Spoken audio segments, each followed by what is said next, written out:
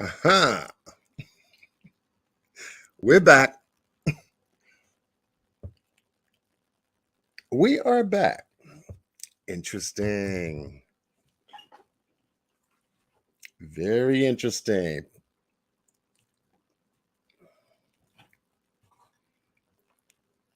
They're not going to stop me. For those of you who were just in the last live's chat room pertaining to the Breonna Taylor case, YouTube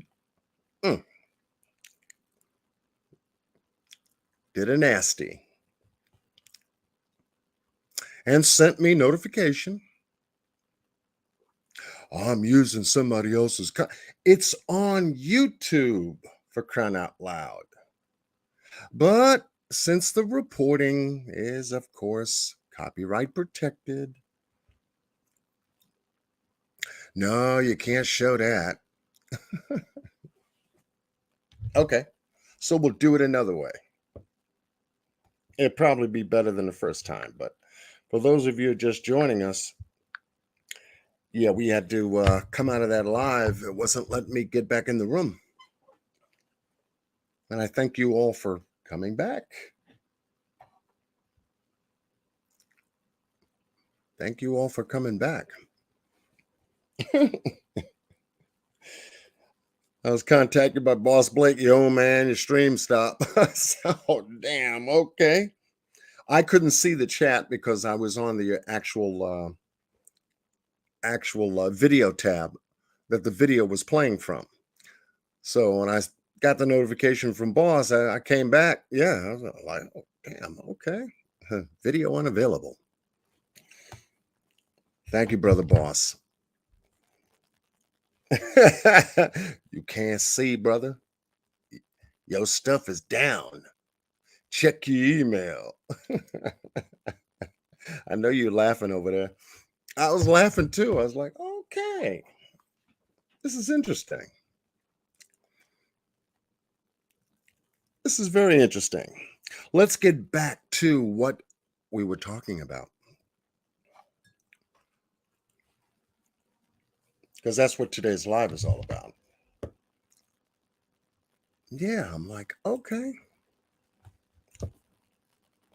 Let's go one more again. Welcome back, everybody. Miss Sage Sleuth is in the house. Miss Molly 13, thank you for your gift. I mean, my phone is going off. I'm like, okay, well, don't people know I'm live? But Miss Marley, thank you so much. That kind of grounded me there. You can't be all that off your square now. Miss Molly 13, she sent you some love. So okay, so I'll just go ahead and, retitle it the same way. Get all my disclaimers and all my stuff that I set up the live to do right back on there, and we will continue. But for those that you thought it was you, Miss Lorraine, no, it wasn't you, Miss Lorraine. Welcome back, RJ. RJ, Joe looking ass. Welcome. Nosy Bug is in the house. Welcome. Lily Rochelle is back with us. Welcome. And 23 others, and it's going to climb again. Don't worry about it. Don't worry about it. So, we were talking about getting ready to discuss the Breonna Taylor case. And as much as the information as you captured in the last live gives you an idea, Boss Blake called me and he heard something in that news report and he said, "What?" I said, "Yeah, that's why we got to go back into time, bring you what they brought us, and then step into the future with what we have."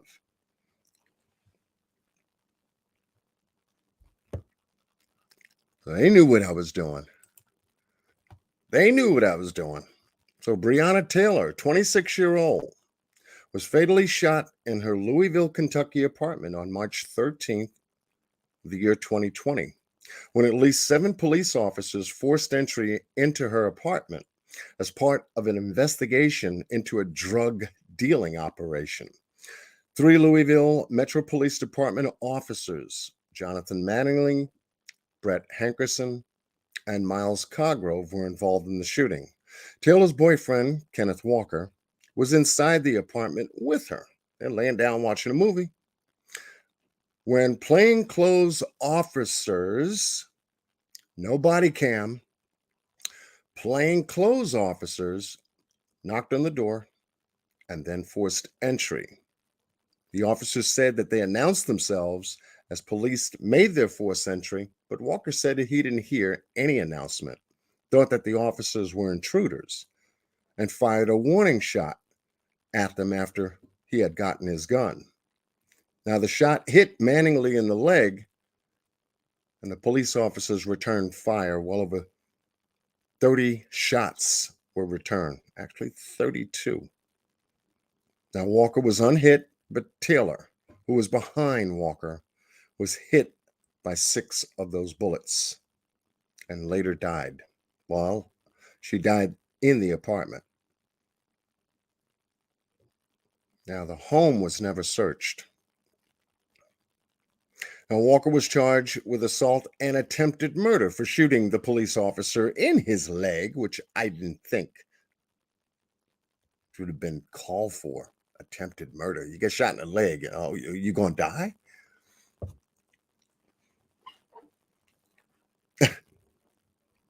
I don't think so. However, the charges were dismissed with prejudice 12 months later. On June 23rd of 2020, the LMPD fired Hankerson for blindly firing through the covered patio door and the windows of the apartment. September 15th of 2020, the city of Louisville agreed to pay Taylor's family $12 million and reform police practices. See how they do it? Make a mistake, knowing damn well they made a mistake, and now they gotta reform it. They gotta change it. Reminded me of the Jermaine Covington case,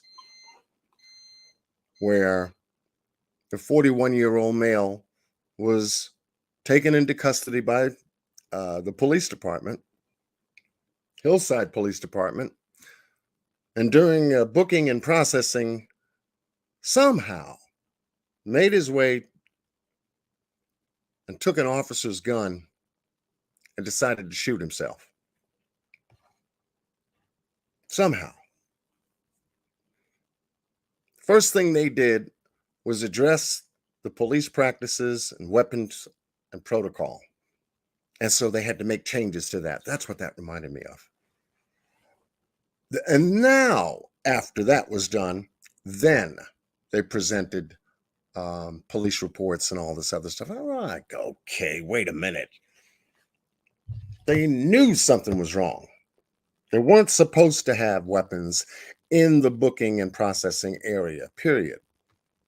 Knowing that that is a violation of a safety protocol. Mr. Boss Blake and I talked about that.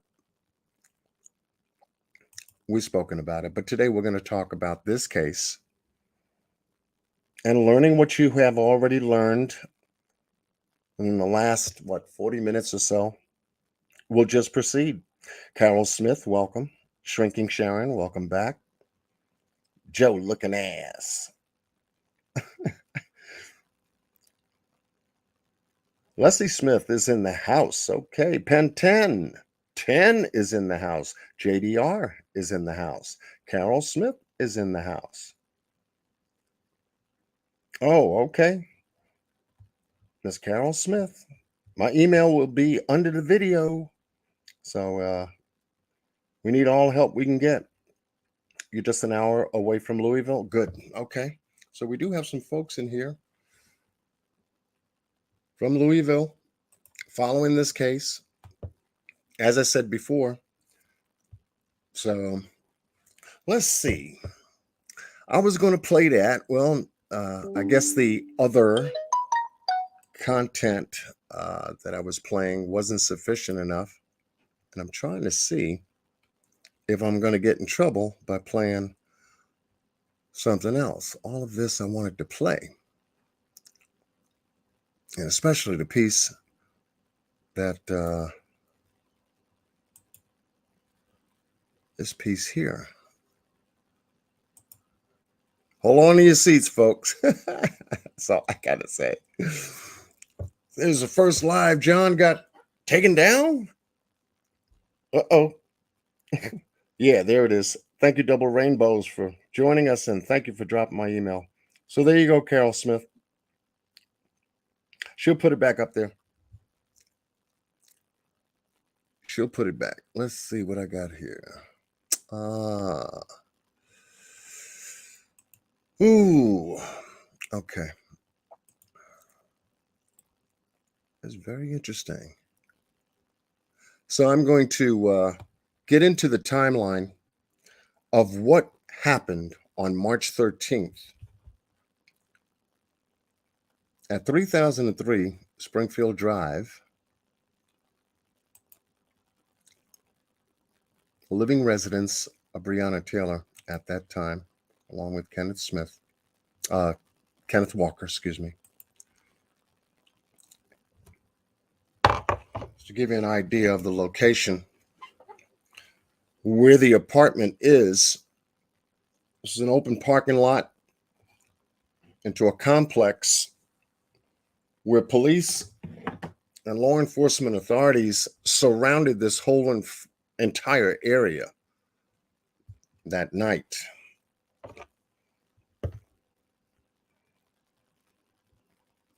Great to see you. Leslie B. Love to see you in the house. Shandia Ellison is in the house. Shandia, I miss you.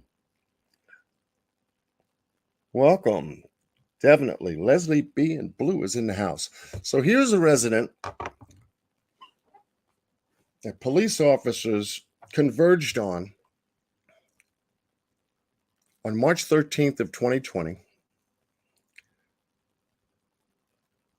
And after all was said and done, crime scene developed. Investigators came to process the crime scene. This is one of the photographs of that area. Bullets on the outside, way back on the outside, most likely from one of the officer's guns shooting through. And you actually can see how close the bullet shells are to that porch area, because there were a number of rounds fired there. 1, 2, 3, 4, 5 rounds, give or take, through the doorway, along with further shells that were laying in front of the window as well. Officer Hankerson was the one doing all the firing outside the external portion of this apartment. Not being able to see through the blinds and the sliding glass patio door, nor through the bedroom window that had curtains.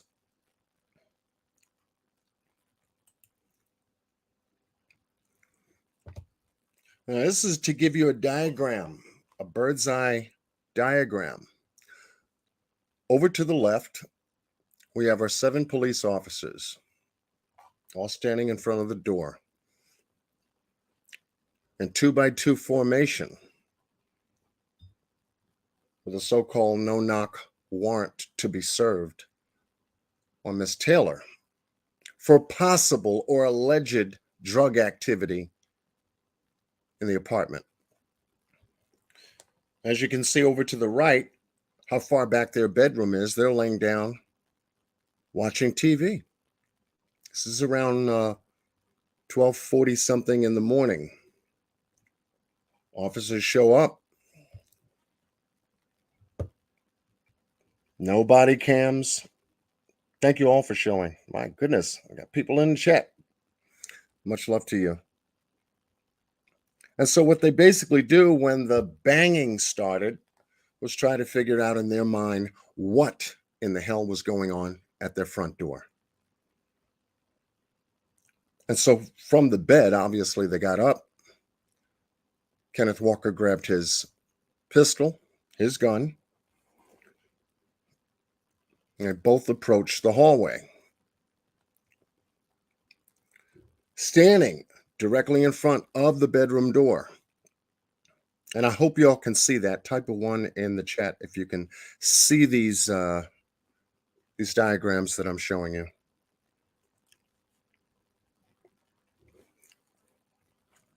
Because they are somewhat dark. And yes, thank you for the love and thank you for the thumbs up at the front door and everything.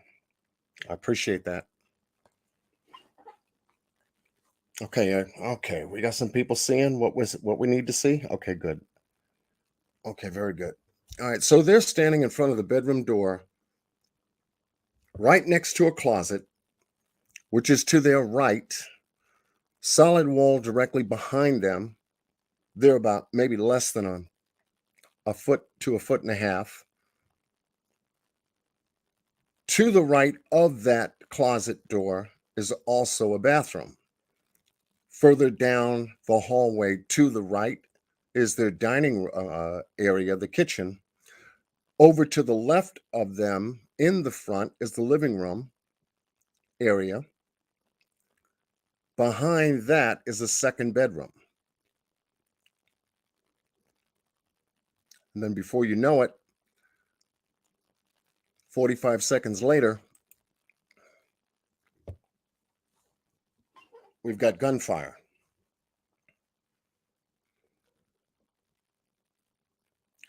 Gunfire coming in from the front door, as police officers stated.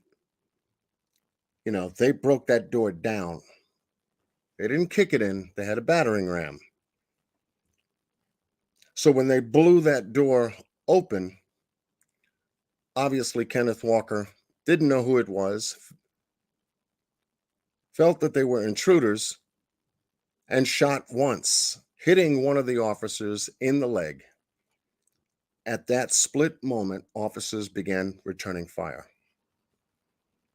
and they lit that hallway up, lit the kitchen area up to the right, upper right, and the other officer that still on the outside came around the building and began firing through the patio doors and the bedroom window, as you can see from the lines coming up and into the apartment.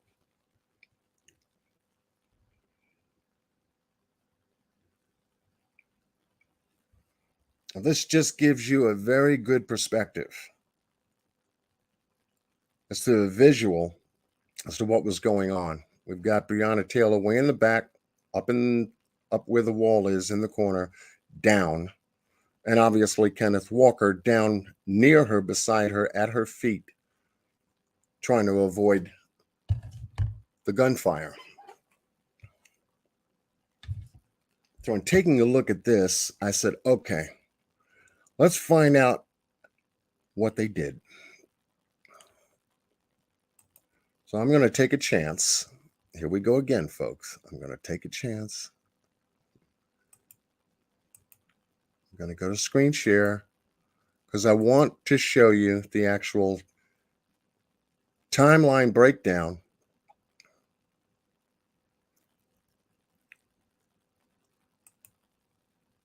of how the officers got there. Let me see if that's the one. Hold on one second, folks. See, they tried to mess me up all over here. All right, so piecing together the night of Breonna Taylor's death. All right.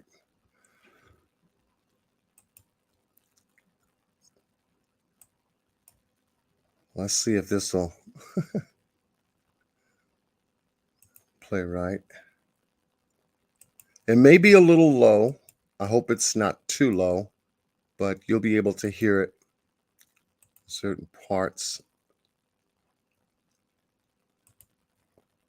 Gotta open it up. Okay.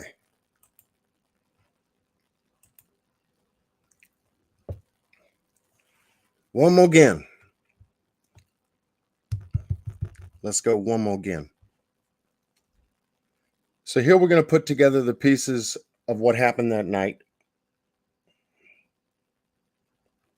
I have some, Carol.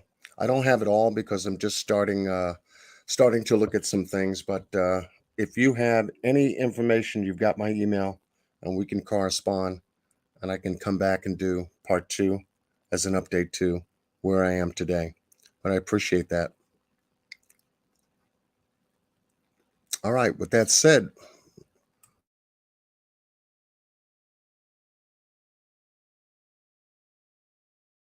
we are going through some of the very same evidence his team has been examining since late May. Using police interviews, court documents, and other public records, Focus Team investigative reporter Shay McAllister now has pieced together the night Breonna Taylor died, minute by minute. Civil unrest on Louisville city streets, weeks of protest, calls for change. But how did we get here? To understand, we have to go back to Thursday, March 12th. Judge Mary Shaw signs off on 5 warrants as part of a large narcotics investigation. 3 warrants were for properties on Elliott Avenue in West Louisville. Detectives wrote they were looking for drugs, weapons, electronics, and mail related to illegal drug activity. A 4th warrant was for a house on Muhammad Ali. And then this warrant for 26-year-old Breonna Taylor's South Louisville apartment. How was Taylor connected? She wasn't the main suspect in the case, but she was named on the warrant. Detectives say in January of this year, they witnessed their main suspect, Jamarcus Glover, arrive at Taylor's apartment, go inside, and then come back out with a package. Police say Glover then got into his car and drove to the Muhammad Ali address, which the detective called a known drug house. The warrant goes on to say that a U.S. postal inspector verified that Glover had been receiving packages at Taylor's apartment and that it is not uncommon for drug traffickers to receive mail packages packages at different locations to avoid detection from law enforcement. Detectives also wrote they believe Glover may be keeping narcotics or proceeds from the sale of narcotics inside Taylor's apartment for safekeeping. On the night of March 12th, Detective John Mattingly and several others were briefed on the plan. Mattingly says he drove by Taylor's apartment around 11:45 to scope it out, and then around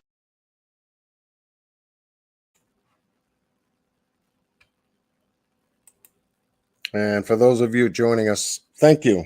Thank you. He sent me a text.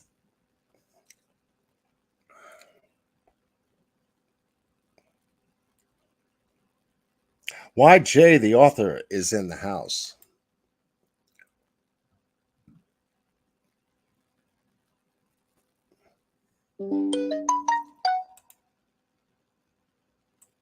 Okay, let us proceed.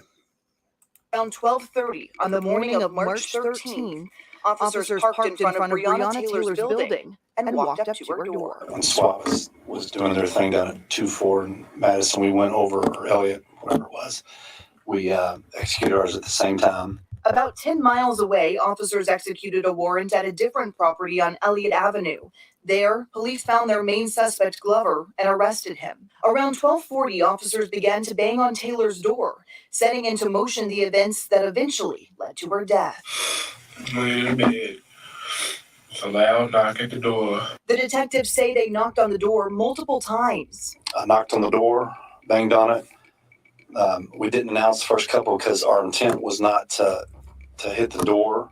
Our intent was to give her plenty of time to come to the door because they said she was probably there alone. But Taylor wasn't there alone. According to her boyfriend, Kenneth Walker, he and Taylor were in bed watching a movie when they heard the knocks. So it's a loud bang at the door. She pops up out of sleep and scared her to death. Me too. Like, who is that? Walker says they jumped out of bed, started getting dressed, and he grabbed his gun. At the same time, detectives took a battering ram against the door. The door comes off the hinges. So I just let off one shot. I still can't see who it is or anything. But Detective Mattingly says he saw them. I'm face on about probably 20 feet away, right down the hallway. There's a bedroom door on the right, and there's the male and a female. The male's closest to the door, so he's to my right. And as I turn the doorway, he's in a stretched out position with his hands with a gun. And as soon as I clear, he fires. Boom. Walker says shots started flying. He fell to the ground and dropped his gun. Mattingly was shot. As soon as the shot hit, I could feel the heat in my leg. And so I just returned fire. I got 4 rounds off. And it was simultaneous. It's boom, boom, boom, boom, boom. The detective says he fired 2 more rounds and then told other officers he'd been shot. It was called over the radio at 12:43 a.m., according to a CAD report provided by the mayor. Detective Miles Cosgrove fired shots from inside the apartment. Brett Hankinson blindly fired 10 rounds from outside through a patio door, according to his termination letter. There's just shooting. We're both on the ground, and then when all the shots stop, I'm panicking. She's right there on the ground, bleeding. Records show 3 neighbors called 911 at 12:42, reporting shots near their apartment. 5 minutes later, after calling his mom, Walker dials 911. 911, operator Harris, where is your emergency? I don't know what's happening. Somebody kicked in the door and shot my girlfriend. Okay, where are you located? I'm at 3003 Springfield Drive, apartment 4.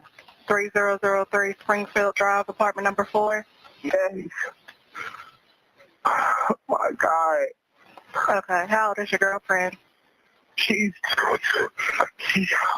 26. Bring it. Oh You said 26, God. where was she shot at?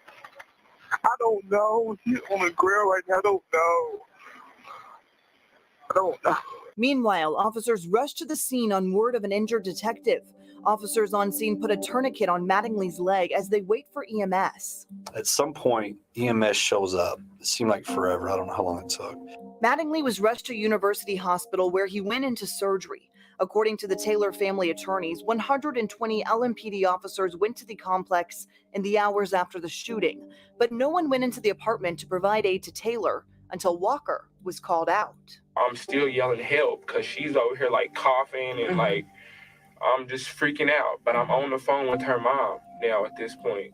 So they keep yelling, come out. So I'm like, okay, it's the police. Walker says police told him to drop his phone, so he does. And then he walks backwards to the officers. Yeah, I'm doing everything they're asking me to, slowly and surely. Like, I'm like scared to death. Walker surrendered to police as SWAT moved into the apartment, finding an unresponsive Breonna Taylor on the hallway floor. Walker was arrested at the scene and taken to LMPD headquarters, where he was interrogated for several hours, the interview wrapping up around 5:30 in the morning. Like, I literally don't understand this at all. Yeah. I have no reason. Like, I don't understand at all why they would be knocking on her door unless it was a mistake. Like, at all. And I asked that out there a million times. Like, why were y'all even at the door? Nobody had an answer. That's what we're here to figure out, man. Walker was charged with attempted murder of a police officer, a charge that was later dismissed. Later that day, LMPD briefed the media about the incident. Victim who died is we're still working through what her involvement was on the narcotics investigation, and her identity will be released by the coroner's office at a later date. As police briefed the media, the Public Integrity Unit searched through Taylor's apartment. Getting a warrant right after the shooting, they spent much of the day collecting evidence, including blood, hair, fingerprints, clothing, guns, and electronics. 2 days later, on Sunday, March 15th, we first learned the name of the victim, the Jefferson County coroner identifying her as 26-year-old Breonna Taylor.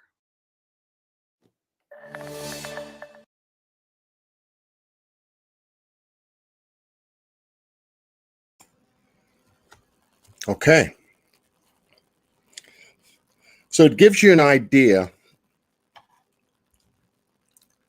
as to some of the things that happened from March 13th and throughout that whole process all the way up until they get to the 15th.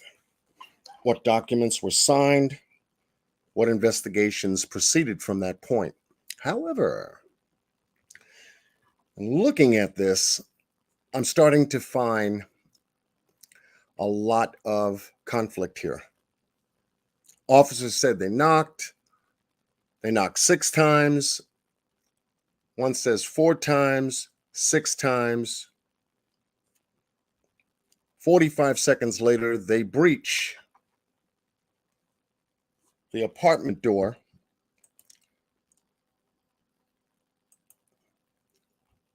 From this point, they get up, enter the hallway, and hence 45 seconds later, gunfire.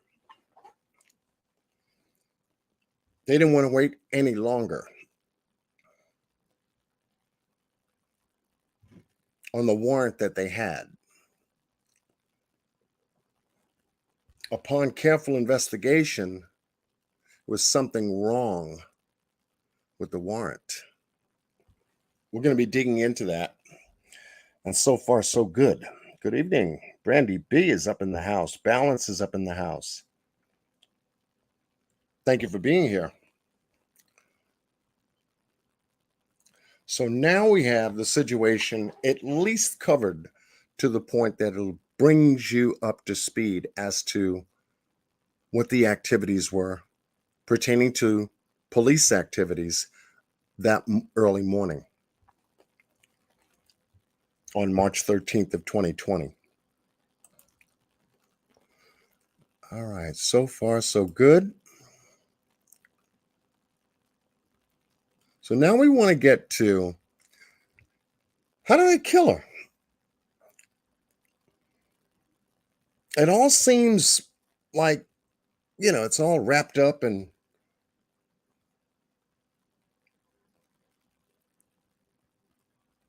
pretty clear for everyone to understand. I took a harder look, wanted to find some additional information in support of the police narrative, so to speak, as to why they were there, what time they got there, what they were there to do, why they were there to do what they were there for. and some other things came up into my mind. So I'm going to, so far so good, let us proceed. This is only going to get more and more interesting. All right. So if you've been following this case, you're about to find out a lot about this case in short order. Let's go to how all of this became and why.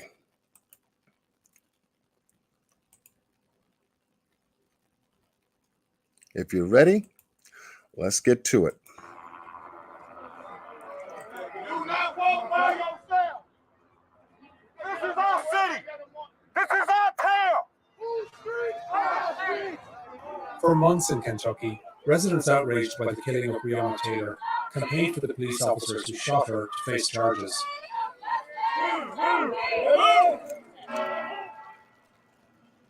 Commonwealth of Kentucky versus Brett Henderson. In September, a grand jury investigation indicted one officer for shooting into a neighboring apartment, and no one for killing Taylor. Expect a decision of the grand jury. As a blanket motion and assigned bond with the amount of $15,000 for cash and issue a warrant.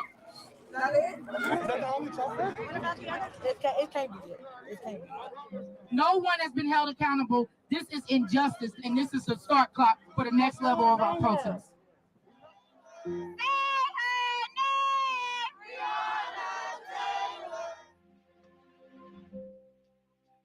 What happened in the final minutes of Breonna Taylor's life?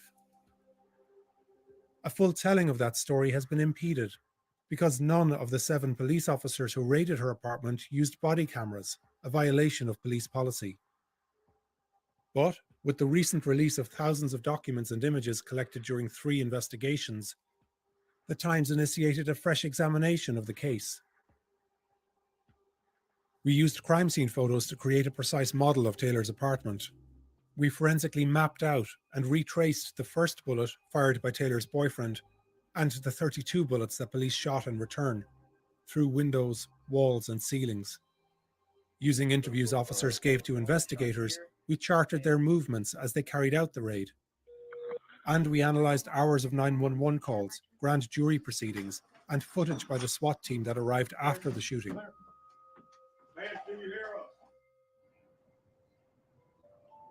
Members of the grand jury have accused Kentucky's Attorney General, Daniel Cameron, of shielding the officers involved from homicide charges. Our investigation found that Mattingly and Cosgrove were justified in their use of force. Boom, boom, boom, boom, boom. Sergeant Mattingly may have been justified in returning fire when he's fired upon, but our new analysis paints a more complicated picture about how this raid was compromised from beginning to end. We'll outline the flawed intelligence and tactical mistakes of a hodgepodge team of officers, their failure to properly announce their presence at Taylor's, the chaos and excessive use of force that ensued. Okay, there's another hole right below the clock.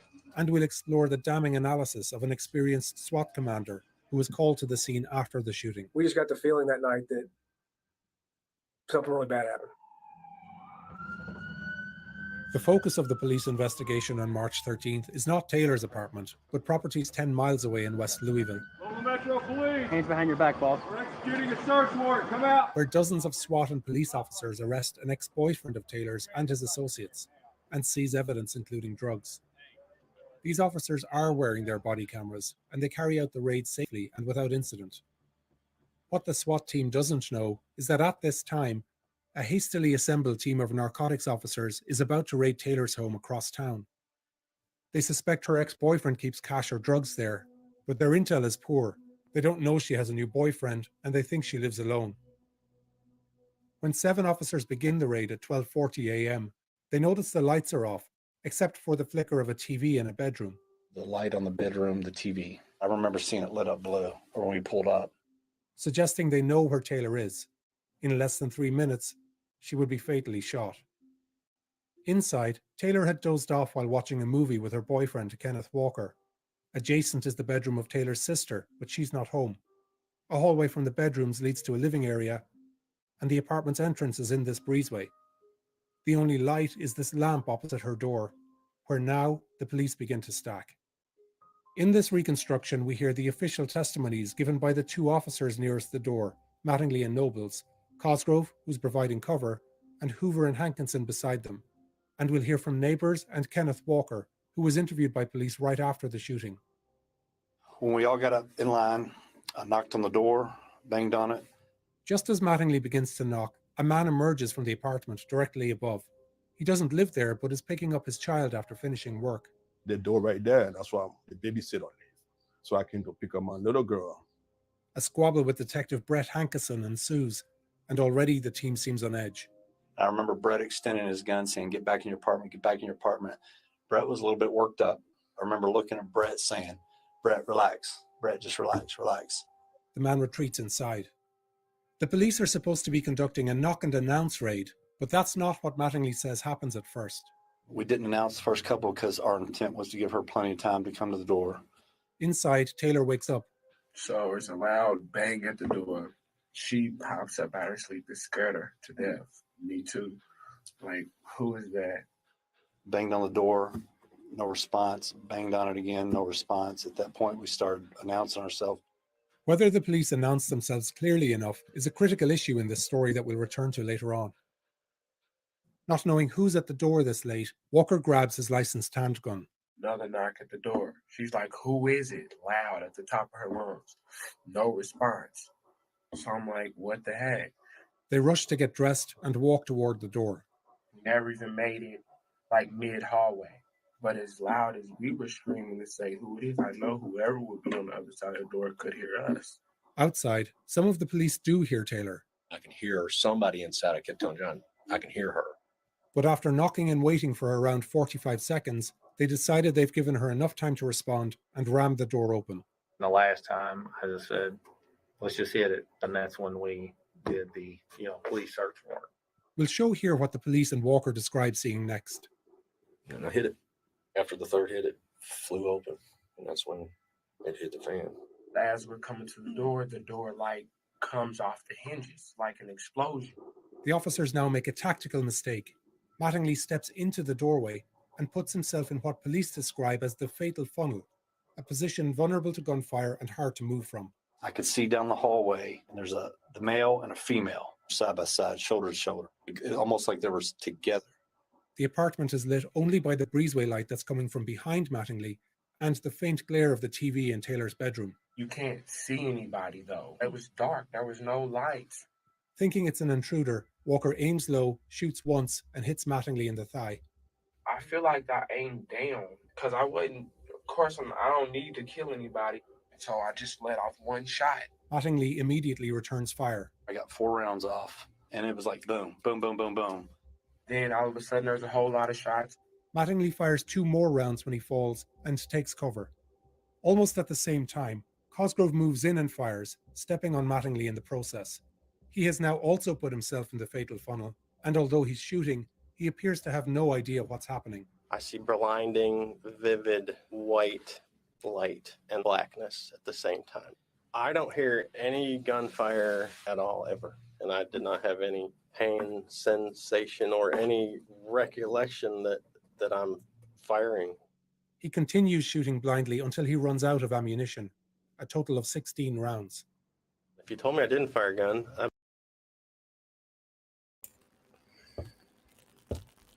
He had no recollection. Think about that for a second, folks. This police officer who's shooting down the hallway a number of 16 times has no recollection that he was firing his weapon?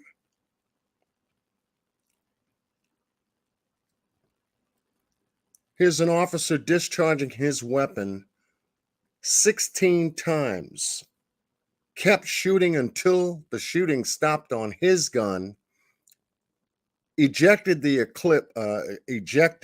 clip and reloaded. But for him to make a statement like that is pretty damning, being that you're supposed to protect and serve. and know what's happening at all times, not only for yourself, but for your colleagues. I wanted to pause it there for a second because these are statements that were done through interviews from, I guess, internal affairs until it got to the FBI and other investigators, taking a look at the dynamics and the actions that these police officers demonstrated the night they breached this home.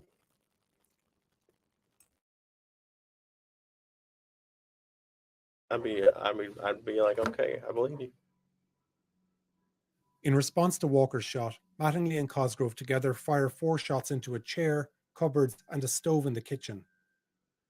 2 bullets go into the ceiling and pass through the living room in the apartment above, where the man, his 2-year-old daughter, and babysitter waited.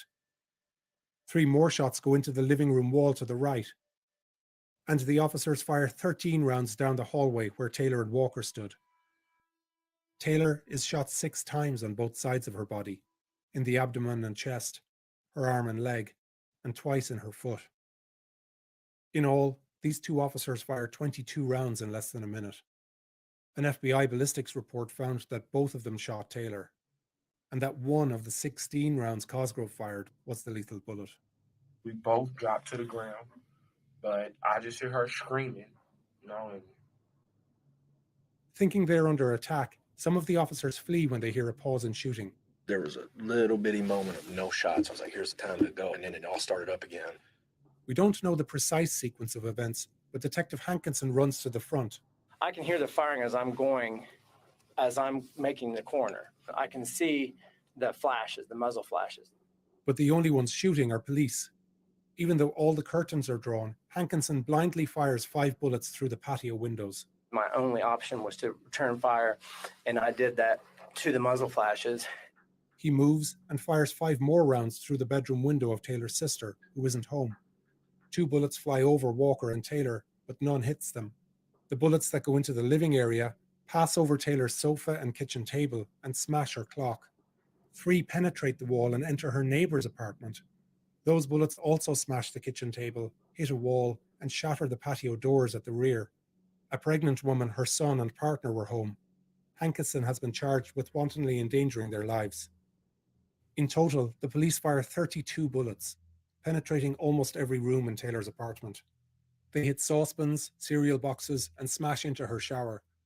They puncture shoes, shatter cleaning equipment, and land in her sister's clothing. And 3 minutes after police came to search her home, a fatally wounded Taylor is lying on the ground. I'm just panicking and I'm telling somebody, I'm yelling help because she's right here bleeding and nobody's coming and I'm just confused. A war zone.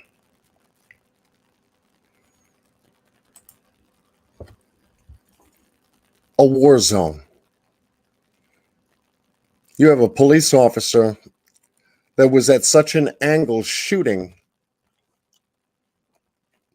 he put bullet holes in a wall that led to the adjacent apartment right next door, where there was a pregnant woman and her child.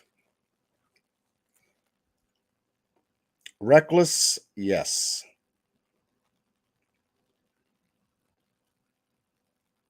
Absolutely. Wanted to welcome everybody to the chat. Just shooting while. That's right. And it is unacceptable.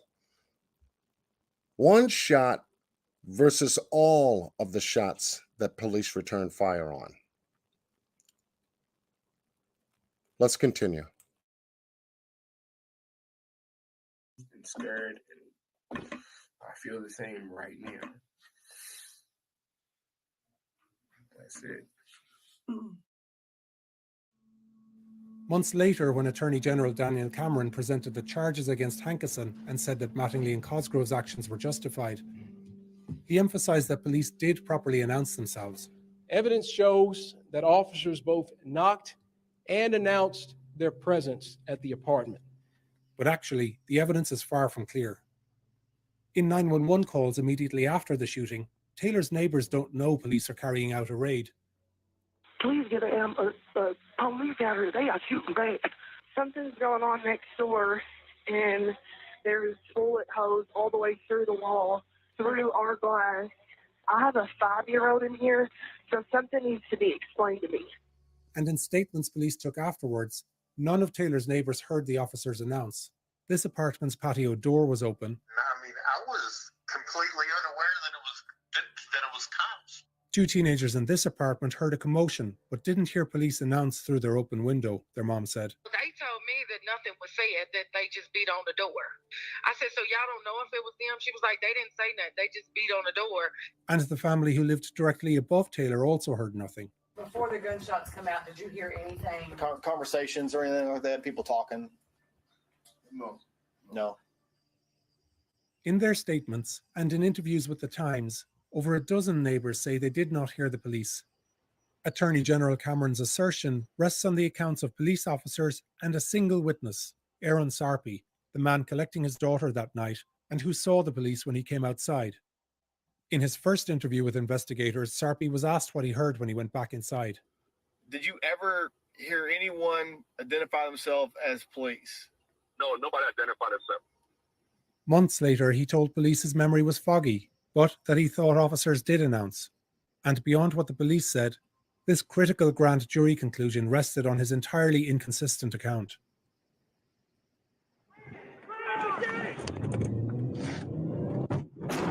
After the raid, the scene outside is chaos. Officers tend to Mattingly, but an ambulance that had been staging nearby is nowhere to be found. Fuck is EMS? There's 2 minutes away. Somebody give me the radio with SWAT on it. They radio the SWAT officers across town, EMS on who are surprised by the call. Where's Springfield? They're requesting armor down there. We're going to go ahead and take it. Let's go, let's go, let's go. They head for Taylor's address. It's an apartment. I didn't know they were in that tonight. I knew it was one of these destinations. As SWAT arrives, close to 40 police vehicles are already at the scene. Around this time, Taylor's boyfriend, Kenneth Walker, is being arrested. You've been hit by a bullet. That's unfortunate. Keep walking backwards. Hey, come on, we need to get moving because there might be a victim inside. Walk backwards. Keep walking backwards. You're scared, right? Walk back, I don't send this dog. Walk back to me. Walker had called 911 and neighbors had heard his pleas for help. You're in a fucking prison, that's what's going on. But at 1 a.m., almost 20 minutes after the shooting, the police still don't know Taylor is critically injured inside. There's somebody in there dead? Yeah, my girlfriend. It's her house. We have to go in if there's somebody. Yeah. What is this about? My girlfriend is dead. I don't get. Keep walking. As Walker is being led out, SWAT gets ready to secure the apartment. Hey, there's a kid upstairs. He's not. It's a kid upstairs, little kid. What the? Hey, front door. Yeah, front door. Moving. Short. Clear. Left side clear. Go ahead and get EMS in here. I'm check her pulse. Only now, half an hour after the raid began, does an EMT finally check Taylor. Yeah, right there. And later, as 2 officers stand guard, they take in the scene. They see Taylor's uniform. She worked as an emergency room technician in city hospitals. They note the bullet holes. Body level. Hey, can anybody advise if we talk to the neighbors directly above this apartment? There's gunshot holes in the Outside. We also have to remember, too, when police searched the house, there were no drugs. There were no guns. There was no kind of illegal paraphernalia in the house whatsoever.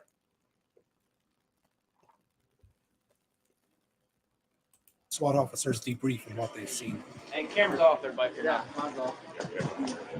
This is the fucking one that said they didn't use it. The SWAT commander who was called to Taylor's home after the raid was later interviewed by investigators.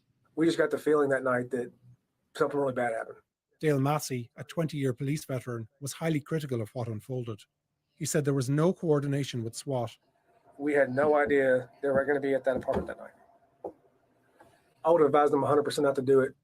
and that executing another warrant at the same time may have compromised Taylor's safety. We treat safety very important, right? So like simultaneous warrants, bad business. Narcotics officers testified that they didn't know Taylor had a new boyfriend, that her sister lived there, or that her 2-year-old goddaughter regularly stayed. Massey said the department had a history of poor intelligence gathering. Back in the day, we would take a lot of detective information and take it as golden. Not anymore, because so often there's no kids, there's no dogs. We're told there's kids and dogs. So we have an exhaustive recon process that we go through. He said standing in the doorway, the fatal funnel, as Mattingly and Cosgrove had, was a tactical mistake. Is it practical or is it even common for 3 people to be in what we consider the fatal funnel? Absolutely not. No, you would never put, yourself in that situation. And that there's a right way and a wrong way to conduct a raid. You knock, announce, and give people ample time to leave. We're not going to rush in to get dope. We're not going to treat human life's more important than any amount of dope, right? And just to be clear, no drugs were ever found at Taylor's. His harshest criticism was of Hankinson's blind shots into the apartment. You have to know, A, what you're shooting at, B, what's in front of it, and B, what's behind it. There's no other way you can operate. It was just an egregious act.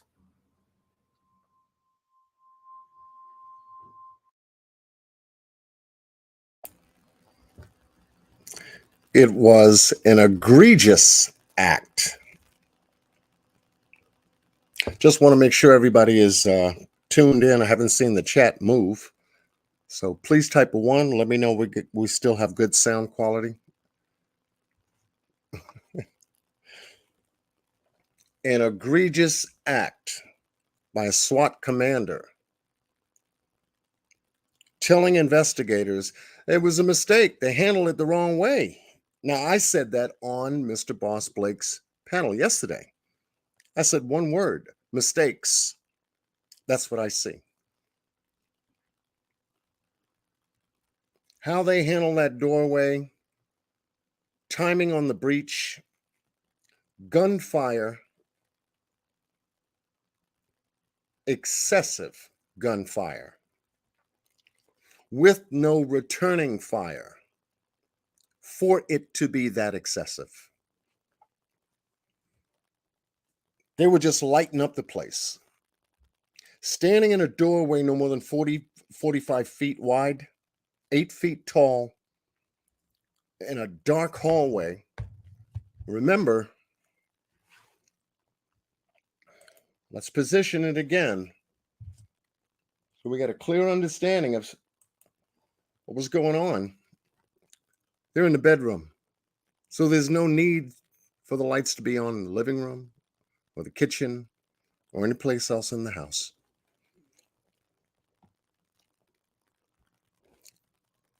In a very poorly lit outside area where police breached that door. So what the hell was they supposed to see looking down a dark apartment hallway at that time? Now, you heard what they said. It was a flash, it was gunfire, they returned fire. So you now begin to see exactly the overall dynamics of how police handled this incident. Now you got 7 officers, no body cams. They're not in full uniform, breaching a door of an apartment location and not being able to identify anyone. What if there were children in the apartment? Just like next door, the 5-year-old. They had no regard after the first shot was fired. And that is excessive recklessness. So let's continue. We still have a number of things to get through.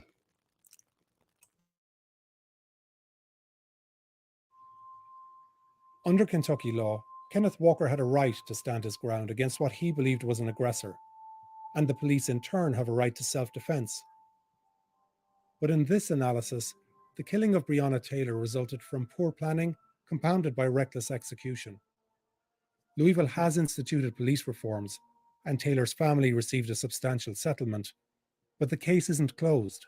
Investigations and lawsuits are ongoing, and 9 months after Taylor was killed, her family is seeking a fresh inquiry into the officers involved.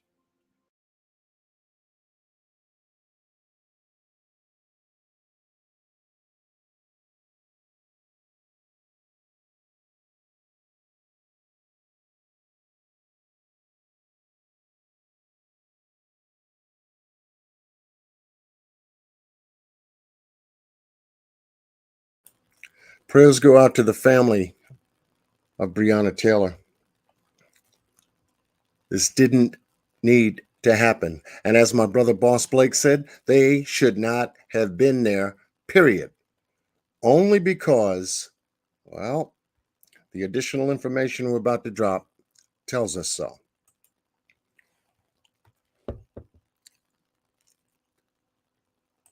So that's what they did. Yes, it was. It was overkill. It was overkill. Absolutely, hands down. So now that you have these images and a perspective as to what had occurred on March 13th of 2020 concerning Breonna Taylor, Kenneth Walker, and law enforcement, we come to the point in which part of yesterday's live on Boss Blake showed up, and we were able to take a look at another YouTuber putting out some information based on this case. I stayed up a little longer, practically overnight until about 7 a.m. this morning, digging through videos, looking for documentation. And I was able to understand something I wanted to get clarity on, which was what the Attorney General had stated on Thursday pertaining to 4 of the police officers that were involved in this incident. And hence, I said, okay, I think they're going to get somewhere now. Yeah, no-knock warrants should end everywhere. They are dangerous, not only for law enforcement to handle them, but for all the people involved that could be involved in the mishandling of the situation, just like it was here. Just like it was here. So we're getting through it, folks. Let's go to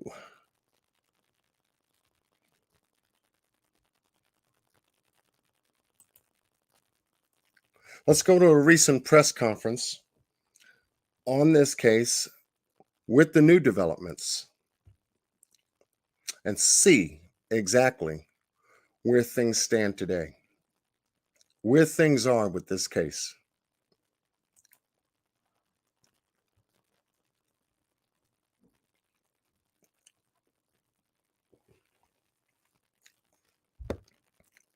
And I'm getting it directly from the source.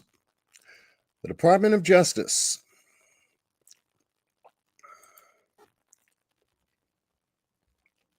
had done their due diligence, FBI, in putting together evidence pertaining to the activities of law enforcement that took place on March 13th of 2020. So I'm just going to modify this a little bit so everyone can see and hear what this press conference was all about.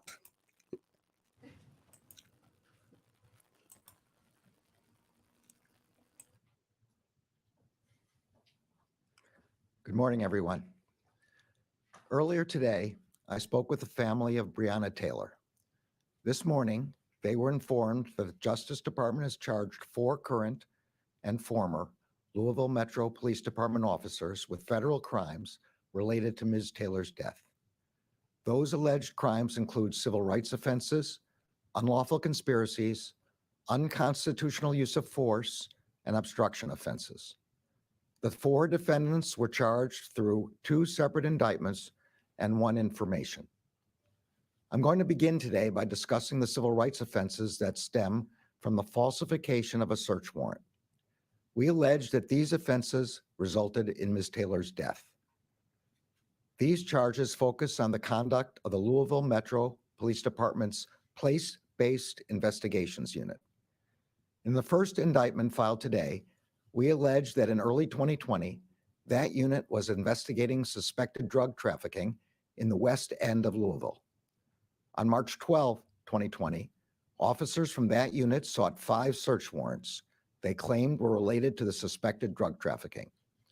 4 of those warrants targeted properties in the West End where that activity was allegedly occurring. A 5th search warrant was for Breonna Taylor's home, which was approximately 10 miles away from the West End. The federal charges announced today allege that members of the Place-Based Investigations Unit falsified the affidavit used to obtain the search warrant of Ms. Taylor's home, that this act violated federal civil rights laws, and that those violations resulted in Ms. Taylor's death. Specifically, we allege that Ms. Taylor's 4th Amendment rights were violated when defendants Joshua Janes, Kyle Meany, and Kelly Goodlatte sought a warrant to search Ms. Taylor's home knowing that the officers lacked probable cause for the search. We allege that the defendants knew the affidavit in support of that warrant contained false and misleading information and that it omitted material information. Among other things, the affidavit falsely claimed that officers had verified that the target of the alleged drug trafficking operation had received packages at Ms. Taylor's address. In fact, defendants Janes and Goodlatte knew that was not true. We further allege that defendants Janes and Meany knew the search warrant would be carried out by armed LMPD officers and that conducting that search could create a dangerous situation for anyone who happened to be in Ms. Taylor's home. As outlined in the charging documents, the officers who ultimately carried out the search at Ms. Taylor's apartment were not involved in the drafting of the warrant and were unaware of the false and misleading statements it contained. When those officers executed the search warrant, Ms. Taylor was at home with another person who was in lawful possession of a handgun. When officers broke down the door to Ms. Taylor's apartment, that person, believing that intruders were breaking in, immediately fired 1 shot, hitting the first officer at the door. 2 officers immediately fired a total of 22 shots into the apartment. One of those shots hit Ms. Taylor in the chest and killed her. We allege that the defendants knew their actions in falsifying the affidavit could create a dangerous situation, and we allege these unlawful acts resulted in Ms. Taylor's death. The charges announced today also allege that the officers responsible for falsifying the affidavit that led to the search took steps to cover up their unlawful conduct after Ms. Taylor was killed. We allege that defendants Janes and Goodlatte conspired to knowingly falsify an investigative document that was created after Ms. Taylor's death. We also allege that they conspired to mislead federal, state, and local authorities who were investigating the incident. For example, we allege that in May 2020, those 2 defendants met in a garage where they agreed to tell investigators a false story. This indictment separately alleges that defendant Meany lied to the FBI during its investigation of this matter. Another indictment filed today alleges that after Ms. Taylor was shot, another LMPD officer, defendant Brett Hankison, moved from the doorway to the side of her apartment and fired 10 more shots through a window and a sliding glass door, both of which were covered with blinds and curtains. Defendant Hankison has been charged with 2 civil rights offenses, alleging that he willfully used unconstitutionally excessive force while acting in his official capacity as an officer. Assistant Attorney General Kristen Clark will speak more about that aspect of the case. As in any case, the charges we announced today are allegations, and all defendants are presumed innocent until proven guilty beyond a reasonable doubt in a court of law. Before I close, I want to thank Assistant Attorney General Clark, her team in the Civil Rights Division, and the case agents at the FBI for their tireless work on this case.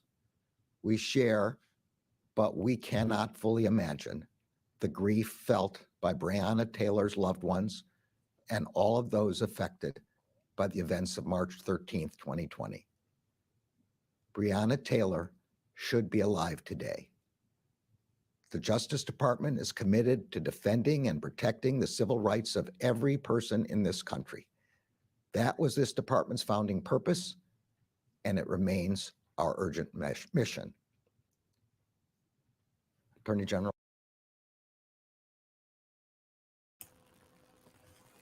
Now, you heard it directly from the Attorney General's mouth.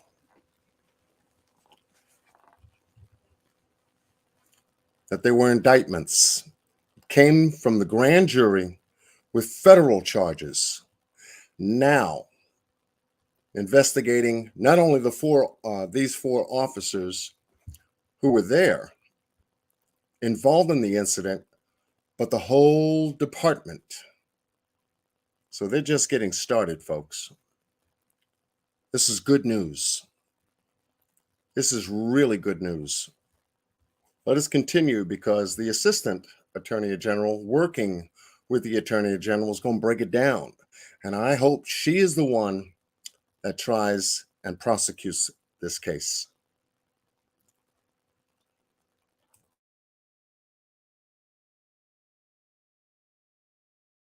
General Clark. Assistant Attorney General Clark. Since the founding of our nation, the Bill of Rights to the United States Constitution has guaranteed that all people have a right to be secure in their homes, free from false warrants, unreasonable searches, and the use of unjustifiable and excessive force by the police. Breonna Taylor should have awakened in her home as usual on the morning of March 13th, 2020. Tragically, she did not. She was just 26 years old. As Attorney General Garland just stated, today's indictments allege that Louisville Police Detective Joshua Janes and Sergeant Kyle Meany drafted and approved what they knew was a false affidavit to support a search warrant for Ms. Taylor's home. That false affidavit set in motion events that led to Ms. Taylor's death when other LMPD officers executed that warrant. The Fourth Amendment of the Constitution ensures that people are subject to searches only when there is probable cause supporting a search warrant. Falsified warrants create unnecessary hazards for the public and for the police, who rely on facts that fellow officers report in carrying out their public duties. The indictment alleges that by preparing a false affidavit to secure a search warrant for Breonna Taylor's homes, defendants Janes and Meany willfully deprived Breonna Taylor of her constitutional right to be free from unreasonable searches and seizures. And we allege that Ms. Taylor's death resulted from that violation. In a separate indictment, the grand jury charges former LMPD Detective Brett Hankison with using unconstitutionally excessive force during the raid on Ms. Taylor's home.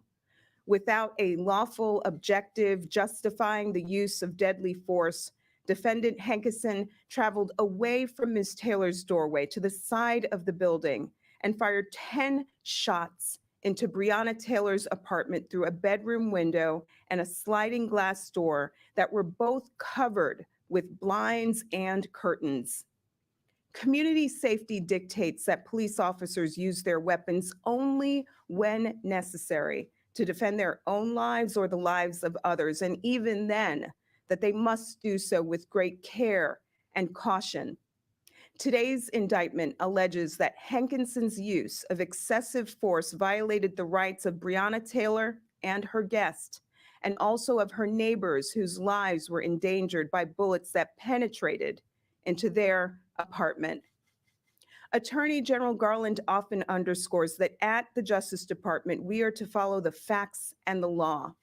And today, after a full and comprehensive investigation, the facts and law have brought us here to these indictments. I want to commend our team who spent hundreds of hours gathering facts regarding this tragedy. No stone was left unturned. These indictments reflect the department's commitment to preserving the integrity of the criminal justice system and to protecting the constitutional rights of every American. Independent from these criminal charges, a separate team from the Justice Department Civil Rights Division is conducting a civil investigation into whether the Louisville Metro Police Department is engaging in a pattern or practice of law enforcement misconduct. We're looking at whether the LMPD uses excessive force, improper searches, or racially discriminatory policing. That ongoing investigation is separate from today's charges. In closing, I extend condolences to Breonna Taylor's family and loved ones. Today, we acknowledge the loss of her life. We recognize her dignity and recommit ourselves to the pursuit of justice.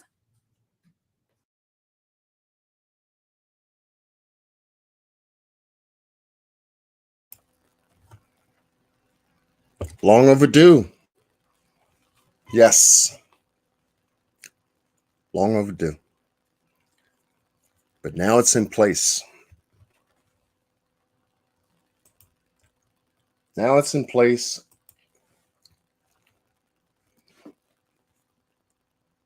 Indictments were handed down by a grand jury. And now these 4 officers will be held accountable for the death of Breonna Taylor. Well, long overdue. In fact, the first officer you see here, Kelly Goodlett, was part of that conspiracy. And Kelly felt some kind of way because when the indictments were being wrote up by the grand jury, I think she spilled the beans, which led to 3 additional indictments to get the other 3 officers who were had direct involvement in the falsifying information on a search warrant that caused the death of Breonna Taylor. Now, I just want you to take a moment and think of that.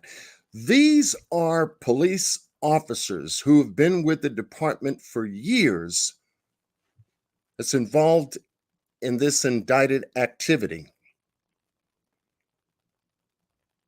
Think about that just for a moment. Colluding and conspiring to input false information on a search warrant. Not only that, but to cover it up afterwards. Get their story straight afterwards because there were phenomenal mistakes that were made during the incident. And as you heard the Attorney General and the Assistant Attorney General, they got him. And as for Brett Hankerson, the officer that was involved in the excessive force issue, is one of the indictments. Joshua James, number 3, was most likely the mastermind in falsifying the search warrant to begin with, along with Calamini. And you can actually take a look at their face and their demeanor, not happy campers, but they look like they're corrupt. You could see corruption in their face. The three gentlemen are not smiling. She is, though. She'll possibly get some leniency for her cooperation with federal FBI investigators that interviewed her on a number of occasions, and I was able to get my hands on the indictments directly. And I know that Miss Kelly Goodlett was the one that turned the evidence over to the FBI that got the other three nailed. These indictments could lead life sentences in prison for federal violations of state laws and improper conduct as a police officer. The news went out as you've just got finished hearing the Attorney General speak at that press conference on Thursday. And guess what? Right away, Breonna Taylor's mom, family members, her attorney, Benjamin Crump, and a host of others were absolutely overjoyed that the grand jury came down and indicted police officers for their misconduct, mishandling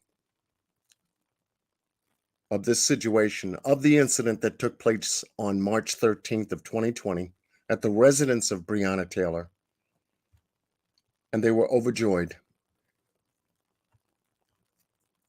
As I said,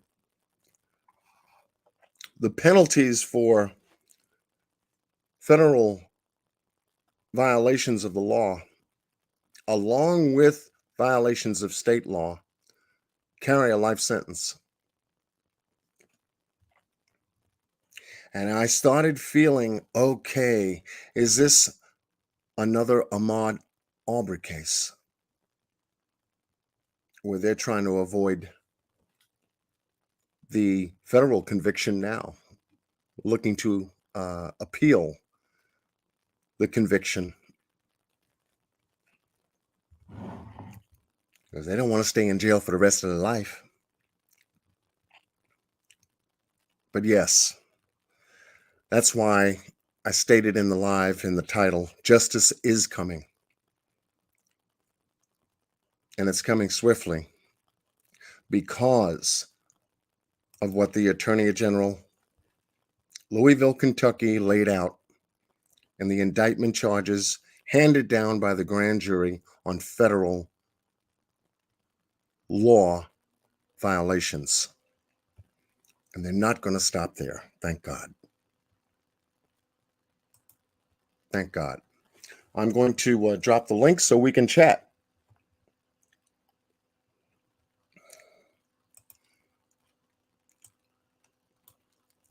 I told you we were going to get through this.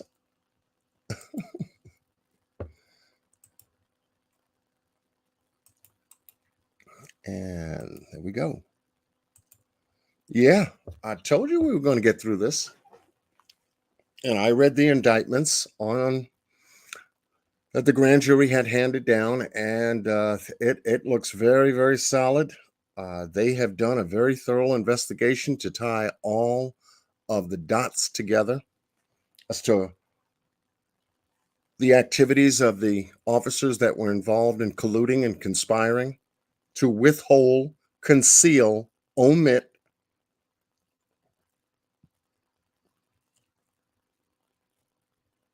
and to falsify a warrant that caused the death of Breonna Taylor.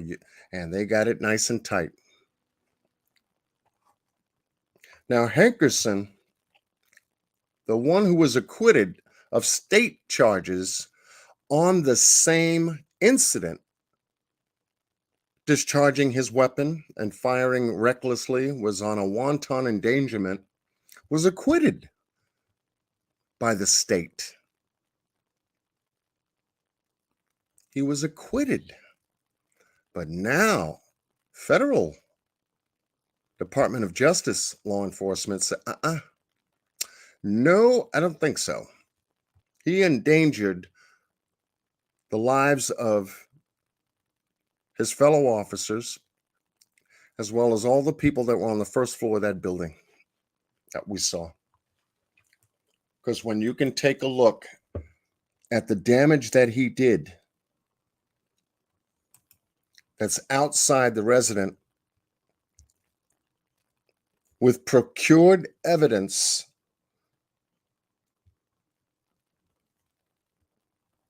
of his gun being discharged in and around the front area of that patio and in front of the windows, where he fired 5 shots into the patio window, 5 shots into the bedroom window, both areas fully covered with blinds and curtains to where he couldn't see what the hell he was shooting at, which endangered the next door neighbor because his bullets went right through the sheetrock wall into the neighbor's apartment where the 5-year-old was living with her mom.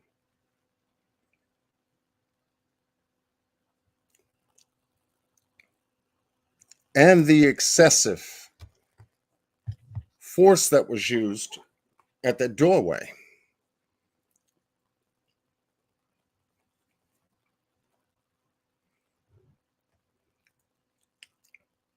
For 2 people just laying down in their bed watching TV.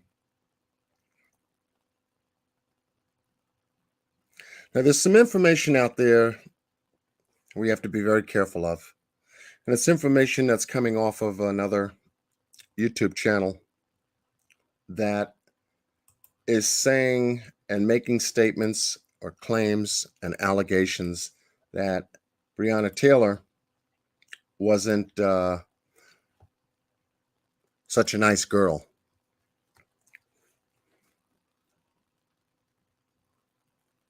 This information wasn't released to the media when the case broke regarding the incident that happened on March 13th of 2020. And I think it's information that needs to be truly vetted. So what I basically did, and I'm going to share it with you. I dropped that link in there. Let me see, where did I put it? See if I can get it up first. Okay.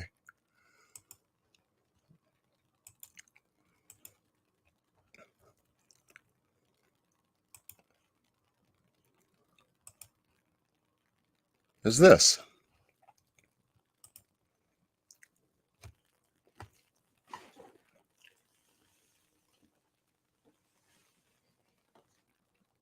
Now, this is a report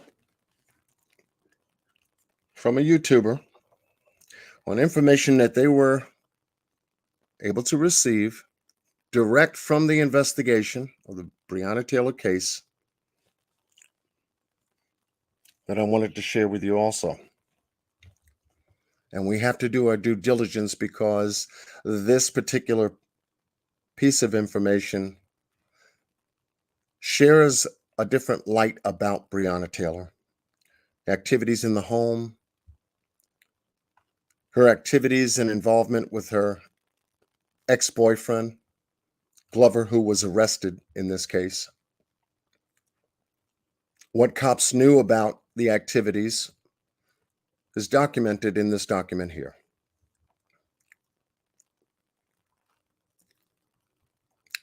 What I wanted to really share with you is not so much the report itself, because you can get this report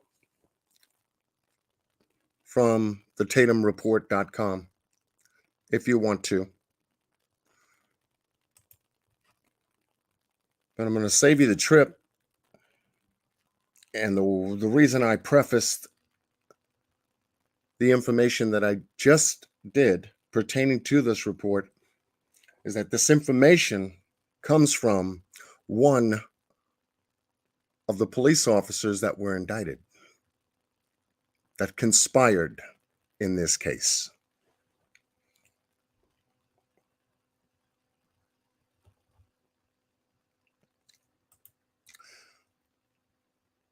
And this is a pretty lengthy report.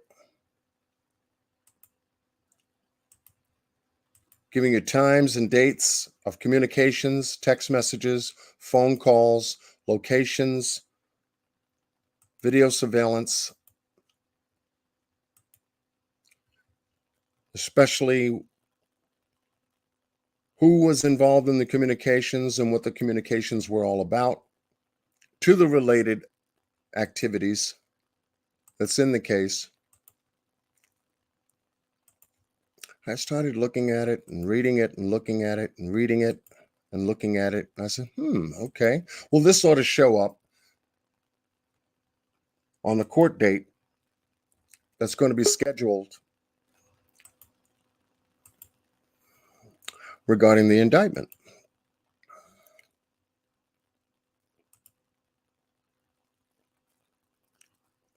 But this is the area or section I really wanted you to see.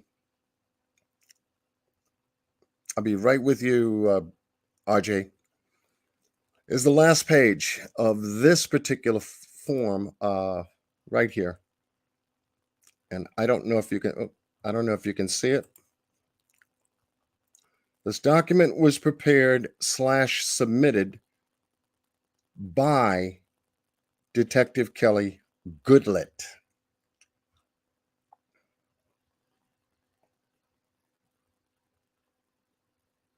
This document was prepared / submitted by Detective Kelly Goodlett. Oh, wait a minute. Wait a minute. That ring a bell? Yeah, it does.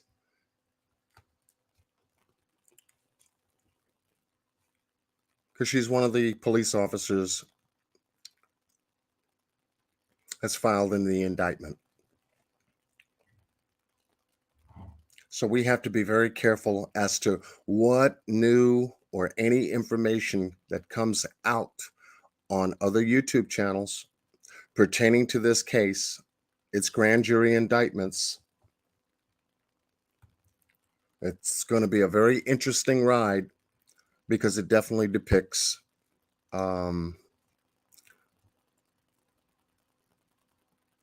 allegedly depicts characteristics unbecoming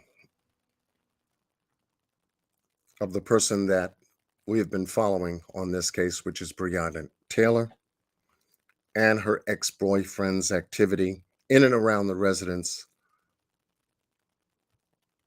So we'll know for sure once it does come out in a court trial. With me coming up is the one and only Mr. RJ. RJ Hello, hello. How are you doing this evening, afternoon? is in the house. How you doing, brother? I'm doing good. Doing good. Good, good.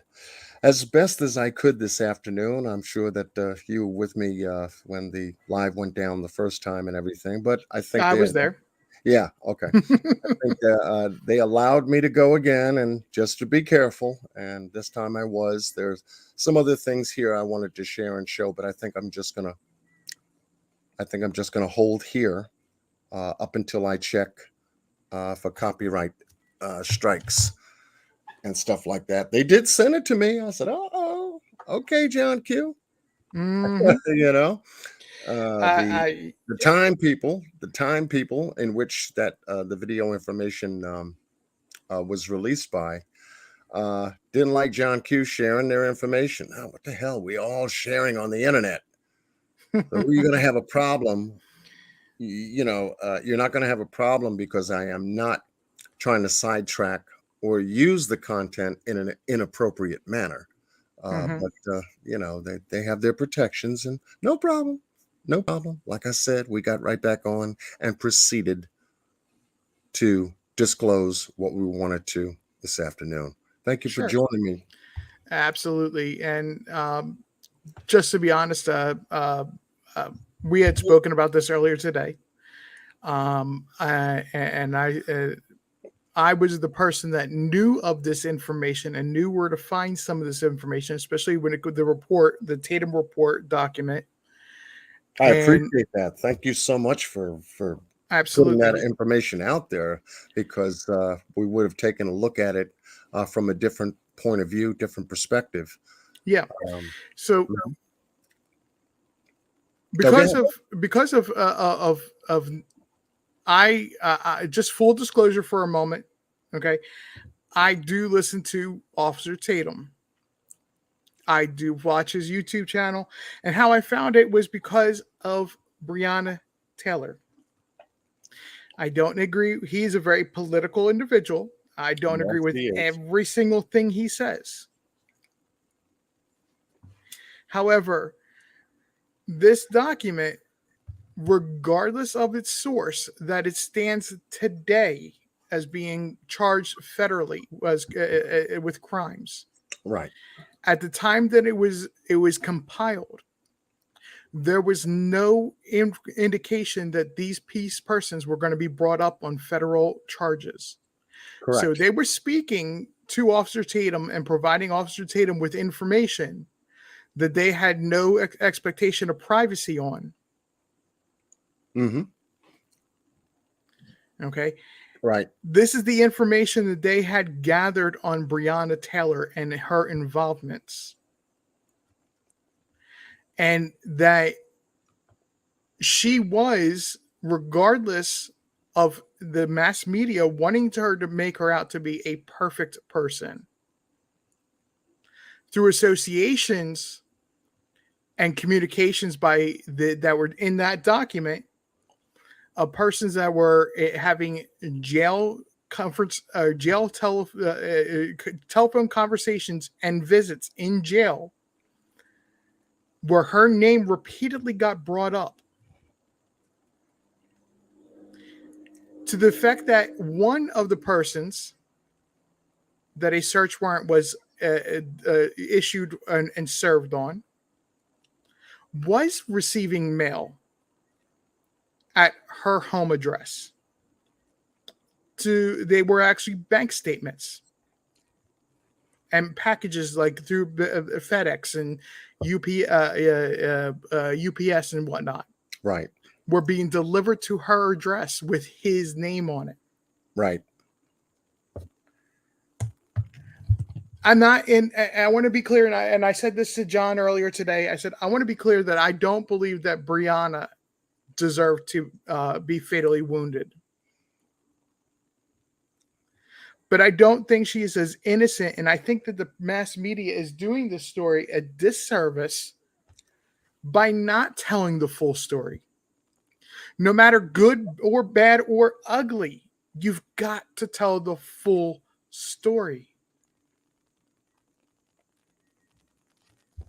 No, I agree. I agree. And as I said to you earlier, based on the timing of her case, in and around the George Floyd case, it could have been misconstrued.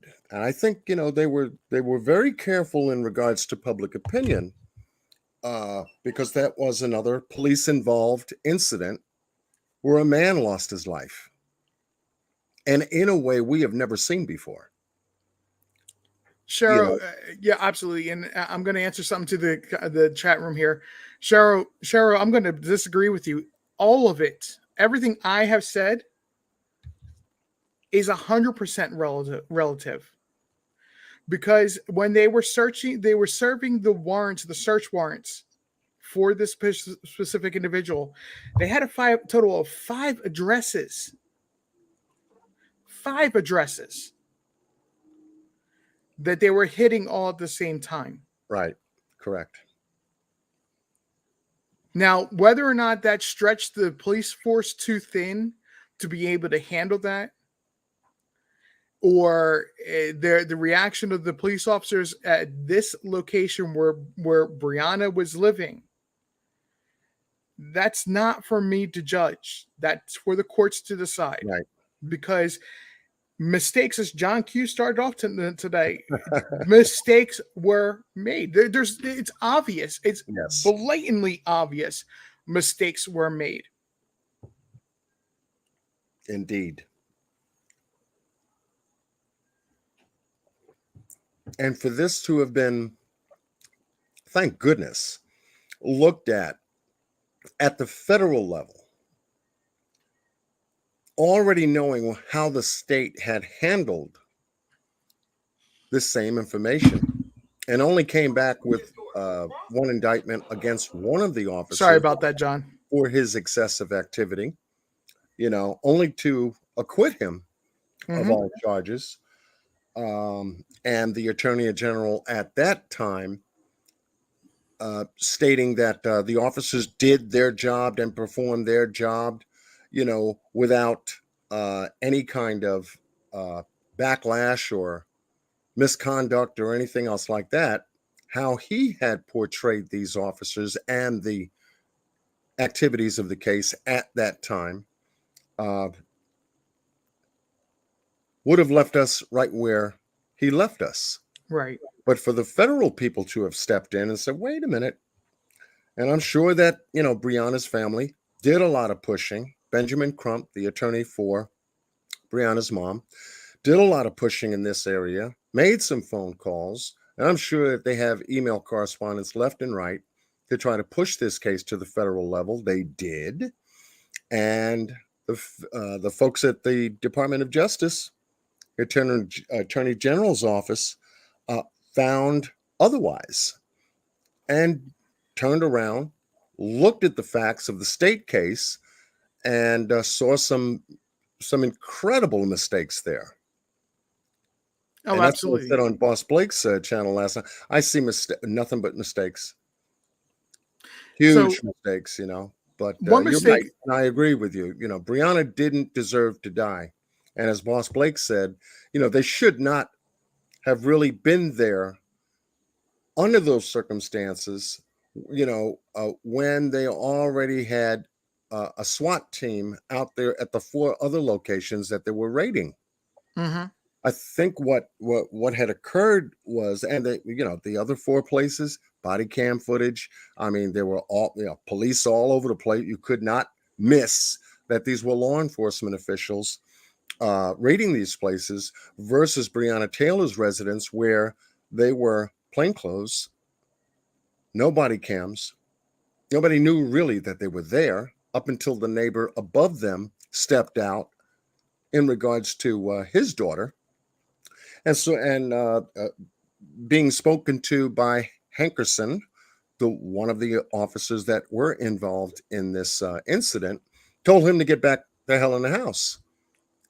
Because there was a negative activity, or let's just say there was an operation, a drug operation going on with these police officers. And when you live in a community property such as apartments or where you have close proximity to your neighbor, whether they're, no matter what kind of apartments they are, when that type of situation happens and the police are trying to remain in control of a scene in an area, if a neighbor sticks their head out the door, they're going to do that. They're absolutely going to tell that person to get back in their apartment. It's the safest place, not only for the police, but for that individual at that time. Yes. Okay. Yes. Shots went through the I don't know who shot what, who shot. There were two shots that went through the ceiling of the apartment up into his apartment. Yes. That's the exact point I was making. Now, unfortunately, 2 shots did go through the ceiling and into the upper apartment, and thankfully missing everybody that was in there. But still, statistically, that is the safest place for their neighbor in that situation. Okay. Right. Indoors, away from the activities that could have definitely gone in a different direction, in which they did in this case. Yeah. Right. Exactly. Now, I want to say this, and John, you and I talked about this as well. So I know you would have you to understand how what I think about this. Okay. Again, I want to reiterate, Breonna should not have been killed, murdered. Right. Met her demise. Thank you. However you wish to say it. You put it right. Murdered. Okay. She was murdered. However, with the statements that are in that document that John was just showing, that are directly tied to Breonna, when they were going and searching and getting these persons that were also named in there, Yes, if they and could prove if they could prove to the level of criminal intent the statements that are in this document, Breonna was going to end up with jail time. You cannot rent a vehicle, give it to your boy at that time boyfriend, who forced somebody to meet their demise, put them in the trunk of that vehicle, and have not have that person that rented the vehicle have responsibility in that situation for 3 days. now we also have to remember too that these were all statements made by police that alleges her involvement. Well, some of And this is coming from those jail phone calls that get no expectation of privacy. right, exactly. But however, still, using that as um,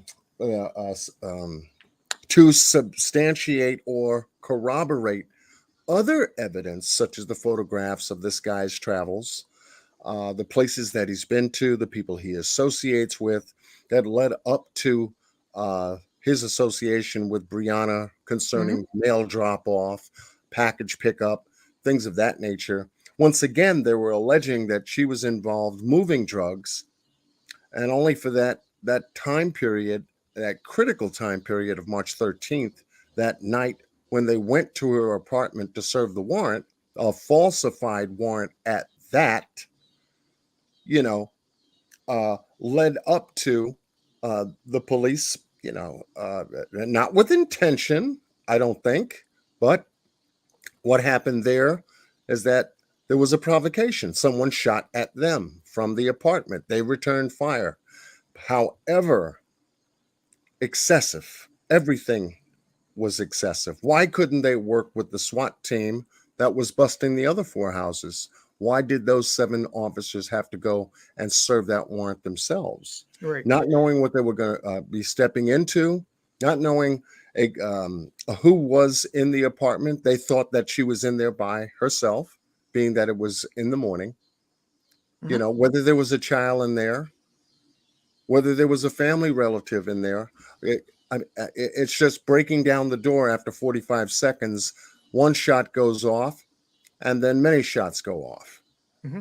I think they reacted inappropriately, because I said on Boss Blake's panel last night, they should have gotten away out of that doorway, because it's a funnel, if you will, a negative funnel, because you've got, you're in the line of sight. You're going to get hit. You back up out of that doorway because it was a right turn to get to the doorway. Okay. And you regroup and you surround the place again, and you strategize, get some more team. And they did call the SWAT team from the other locations because they needed assistance and help. They should have waited for these guys. No, I agree. Yeah. And again, I'm not saying the police are, 100% perfect. They're not without blame in the situation. They're actually, but there is a percentage of blame. And again, this is where the courts will decide this. It's not for me to decide. I cannot fathom deciding this. Right. Is Breonna's life, and I said this statement last night, and it kind of kicked off a lot of the storm that happened on Boss Man Blake last night. As much as the police are responsible because they did discharge their weapons, yes,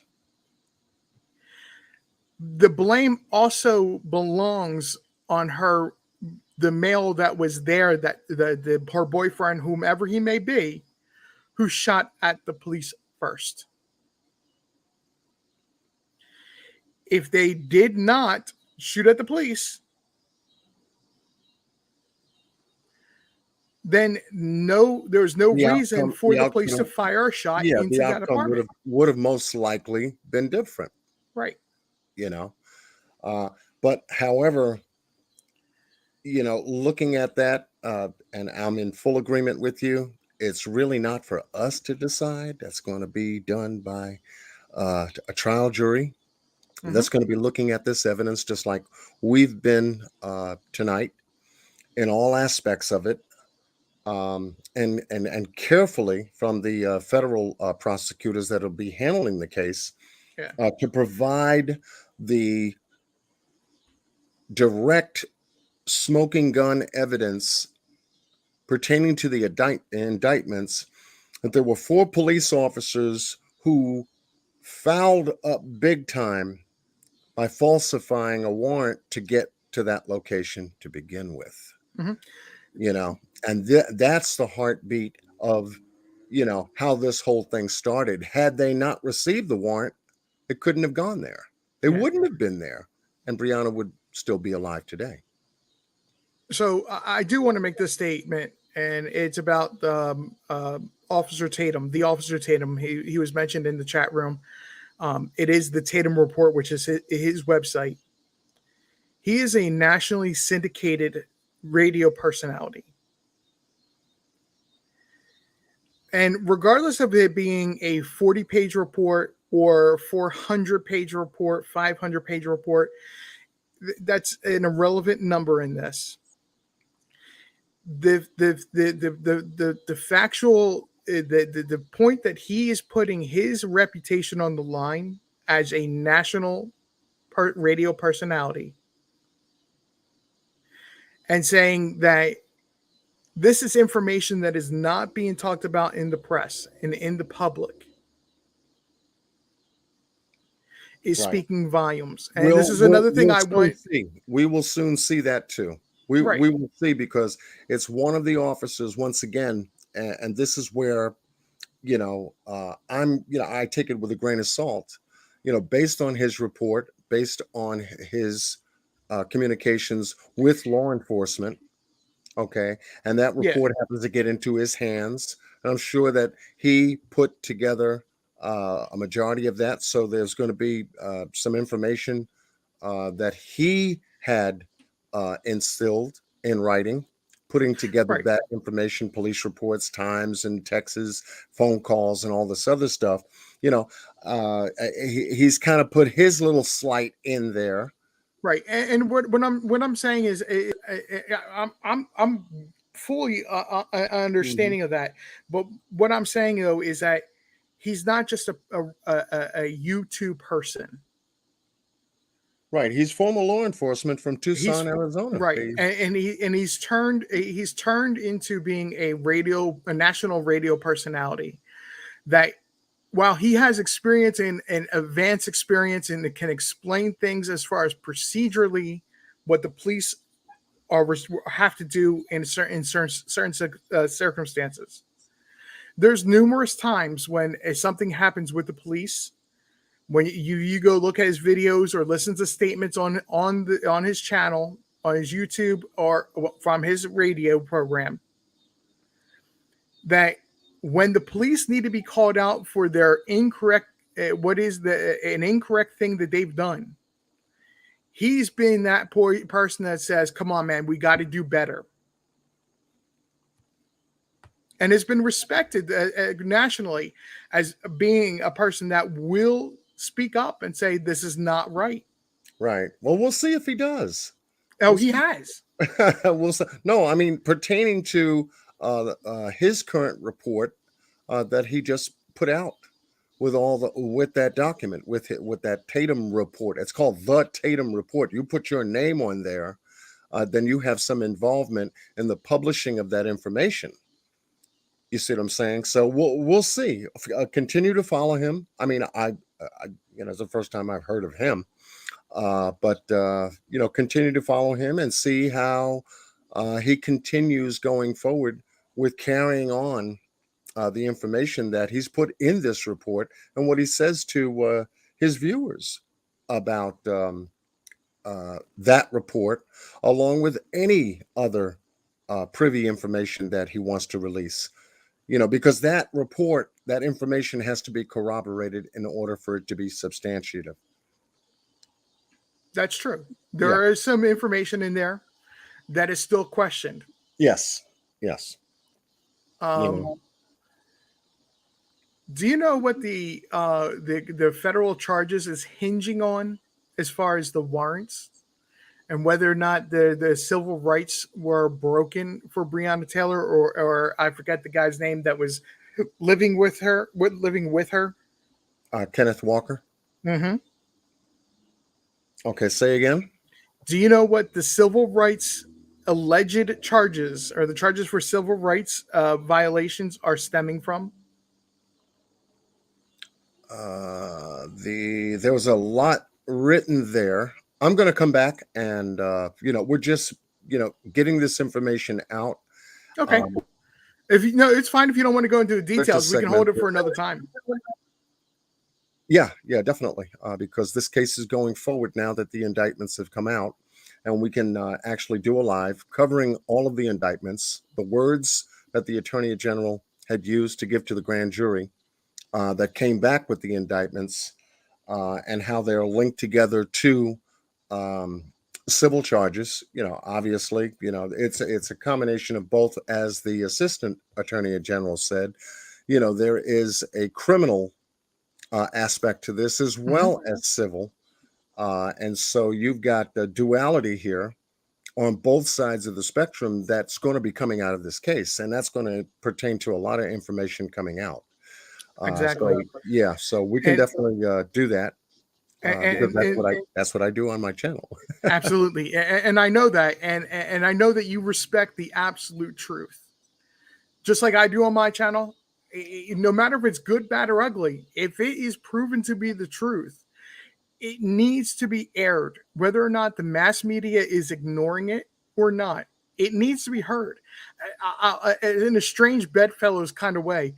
Think of it like you'll have to forgive me because locally where I live, we just had elections, primary elections for local offices, and even in a national campaign, about 6 weeks to 2 months before a campaign, you have something called an October surprise, where something out of the blue against somebody drops. And it's supposed to be like this big, huge, stunning thing that just shatters that person's ability to be whatever office they're running for. My point of where I'm going with this is that there still is that element of there's the next shoe or that October surprise, however you want to put it, has yet to drop. There's missing information still on this. Yes. Yeah, no, I agree. I agree. And that's why I'm saying, hey, you got to take a look at this information. Not saying it's 100% the truth. Not saying it's 100% what the police are basing off of or anything like that. I'm simply saying that you've got to take a look. You have to have that moment of take a step back, take a look at the full picture. Right. It should be looked at comprehensively. Everything together, nothing missing, everything on the table. And I'm sure that that's what they're going to do going forward, because there are 4 officers' lives, on the table as well, as it pertains to them and the activities of March 13th of 2020. Obviously, they're going to, get lawyered up and, do what they can to defend themselves against the indictment, just like Henderson or Hennigan, whatever his name is, who got acquitted for the state indictment pertaining to the same reckless endangerment that he performed that night as well. So no, I'm in full agreement with you. Get everything on the table. Put the Tatum report on the table, and I'm sure they're going to vet it. If a lot of that information on there is true, it's going to come out. Exactly. You see, and it's once it's vetted, by the proper folks, that will vet it for Mhm. these legal proceedings to have any kind of merit whatsoever. You know, so Roselle, no, I was not saying it's politically motivated. I was saying that a strange bedfellows type of comparison because of how their locally the elections had recently happened. That was just an example. The way of expressing what I was trying, my point came to the first thing that came to my mind.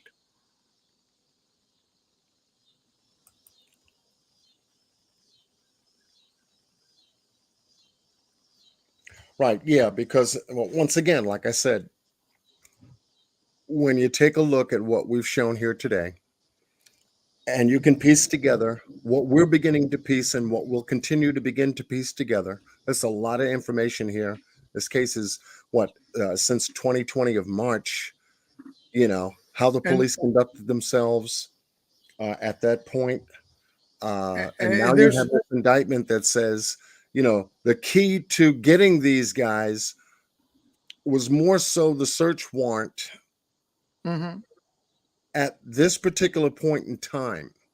It's just the search warrant. Now they can come back with other charges, you know, to include homicide, negligent homicide, murder, because of the excessive force. They're still rummaging and dealing with a lot of the case evidence at this point in time. So, you know, you and I don't know where they are. We all don't know where they are yet, but Oh, absolutely. from where this stands, further charges can come out of this. And we're going to be keeping a very careful look at that, because as to just gleaning this information, a lot of folks could say, yeah, there should be more charges.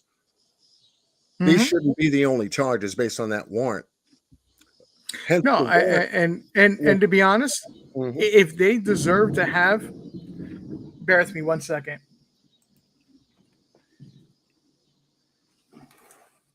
I'm sure you could hear that thunder. I was about to say, what you doing over there? I actually had a window open just to get some, because it is not. Even though I live a southern state, it actually has not been hot today. Right. Right. Comparisonly, compared to what it has been in the past a couple weeks, when you get a day and a nice breeze and an 80-degree temperature day, you go, oh, it's nice and cool, and you want a window open, and unfortunately, a thunderstorm is blowing through it right now. Right. But just for a quick moment, and this is the reason I screenshotted this Mhm. to share, because I am very sure that the prosecutors, when they brought this particular aspect of the analysis of the crime scene to the grand jury, for them to deem how this situation went for law enforcement after they heard that one shot. There wasn't shooting back and forth. There was a shot and then multiple shots coming from one direction. You know, and I'm looking at this particular screenshot to say, you know, they could come back with possible homicide charges. You know, and just by looking at this particular aspect of the activity that had occurred that night, you know, to see all of this excessive shooting after one shot. Mhm. Because if anybody was standing in this hallway, the doorway, the kitchen, or anywhere near the side where we see several shots through the patio doors, the bedroom where they were, or actually the first bedroom where they weren't, you know, they've penetrated this area and in such a way where the apartments are connected to endanger the lives of others. You know, just like the phone call we heard about the woman who lived right next door, had bullets come through the home where a 5-year-old was with her. Right. And we call 911, you know, so they're looking at all of these aspects, especially this. And they have to. They Yeah. have to. This is what I was saying. You've got to put the full story, the good, the bad, the ugly, no matter what. It's vacuum seal moment. You have to ignore how bad and how much this can place an image in the public eye. It's full disclosure time, folks. Right. Shiro, you're asking a real question. What part of character, if bad, would justify her death? That's not what we're saying. We're actually saying, or at least I'm saying, she didn't deserve to meet her demise. To be fully clear, she did not deserve to meet her demise. If they could have proved the items that were in associated with her specifically in those jail conversations that were had, then she would have been deserved of some jail time. Right. Not to lose her life, but exactly. Yeah. And once again, the defense attorneys have that information regarding the Tatum report, that is, have that to put on the table to prove that information about character, activities, whether they be job related or not. She was an emergency technician, so she worked a full-time job. He had a full-time job. So it's going to be the defense attorneys for these police officers that are going to be bringing that information up, if it is vetted and valid for them to bring it up, to vet through that, and then to bring in the essence of her character and all that stuff. And obviously, that's what they're going to do, because they have to create doubt. Exactly. They have to create doubt in order for these officers to be acquitted of the indictment charges. Evelyn, I'm going to double down on what I just said. If they can prove by the standards of criminal court that she did ABC, as using what you're saying, then she would have deserved criminal charges for and possible jail time. I'm not saying, we cannot say that we know she did. You can put supposed, you could put alleged, you could put whatever word you want to put in there. Yeah. That's But something that has to be proven. Yeah. The onus is on the criminal court to have proven. Yeah, you guys come up with some good questions, and you've been following the case, and I get where you're coming from. I do, and I'm sure RJ knows where you're coming from too. I 100% understand. And as the Attorney General said, she did not deserve to die like that at all. Period. She should have, as the Assistant Attorney General said, woken up out of her bed the next morning. And for them to have dug that deep to find out that there was false information on that warrant, and then the continued activities of covering up the false information that produced that warrant, because they had to go to a court judge in order to get that warrant signed off. Right. So they lied to a judge. So there's certain persons within a division or within a squad or SWAT team, however you want to break it down, the different components that have to write up, or they're the only persons that can write up and request for a warrant. This is from my understanding. Please don't take it as this is verbatim and for every single town, city, and so on and so forth. Within that is from what the officer writes. It then gets typed up and turned into the judge for them to either say no or to sign off on it for a warrant. There was a typographical problem. From what the officer had written up to what was typed up and presented to the judge. This is what I was alluding at earlier, John, when I was asking if you know where one of the about the civil rights infringement charge pertaining to the warrants. Okay. It's hinging on that somebody did not type up exactly what the officer had wrote down. The wording had gotten slightly changed, and I'm not defending anybody when I say that. It's got slightly changed to say that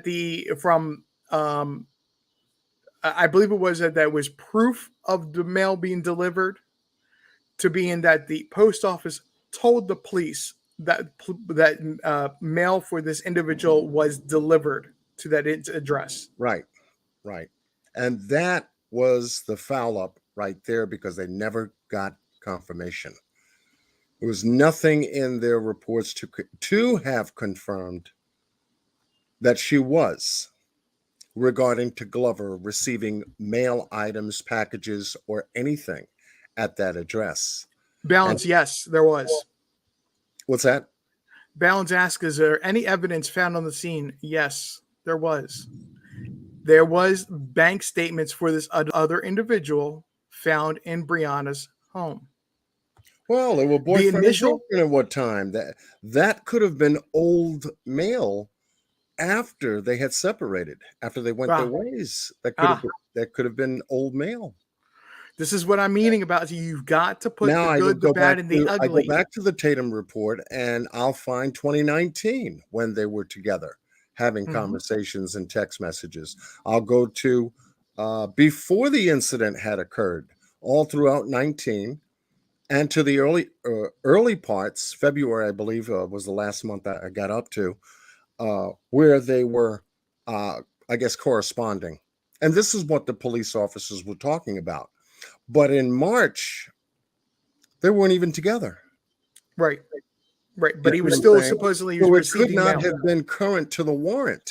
You see, now that's what I was looking at. I said, well, damn, if they're not together, and it could have been old mail from January, February, December, November, and in that way, it gives the appearance that he was receiving mail there. Obviously, if they were together at that apartment, yes, you would say he would, but not in March. I didn't find anything in March yet, so we're at that. You got to put the full story, the good, the bad, the ugly, out there again.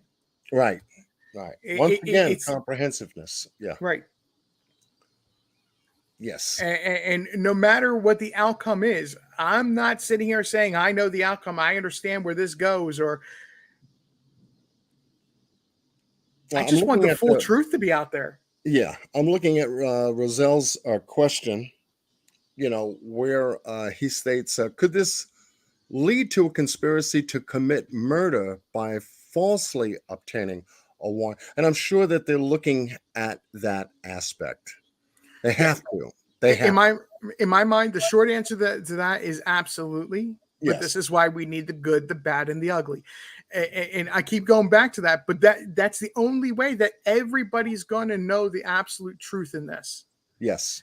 If everybody just takes a step back away from this case altogether and look how explosive society was at that time. You had racial tensions that were well deserved, not because of what one person did or another person did, but we were just a giant. Imagine just a fuel to a fire type of moment. Okay, that added fuel to the fire. Everybody was sick and tired of being stuck at home.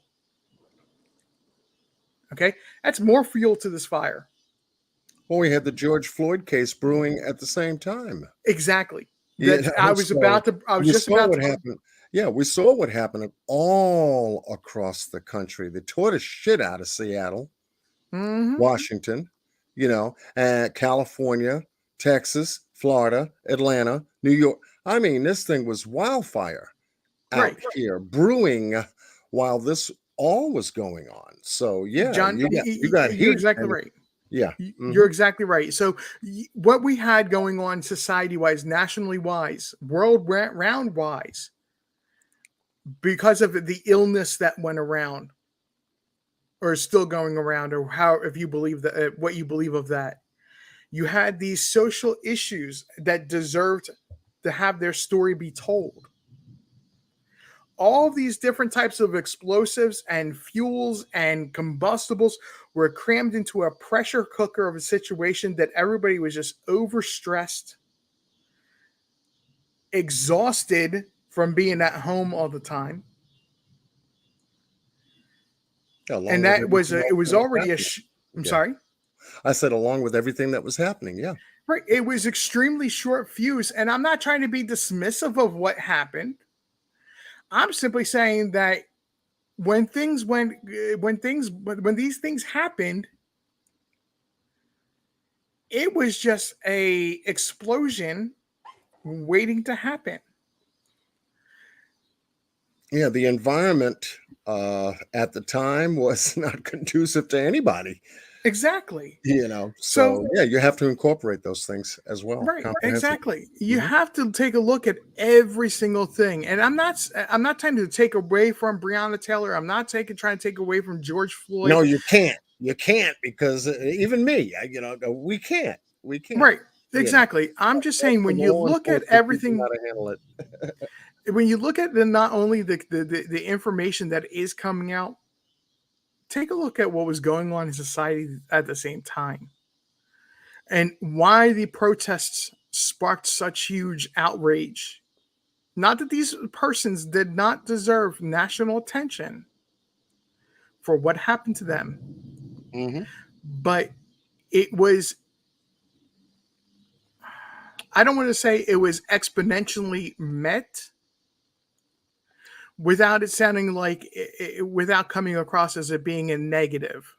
So, John, if you have a better way of wording that, please jump in here, because I don't want to leave it as being sounding negative, because No. You're not gonna. No, you're not gonna leave it that way, because the viewers that's been following the case, are listening. They saw what they saw this afternoon. We're putting together what we've been able to put together so far, and we still have a case that's unfolding. This is an active case, still an active attorney general investigation on a federal level that's involved in this case. So there's a whole lot more that's going to be coming out of this.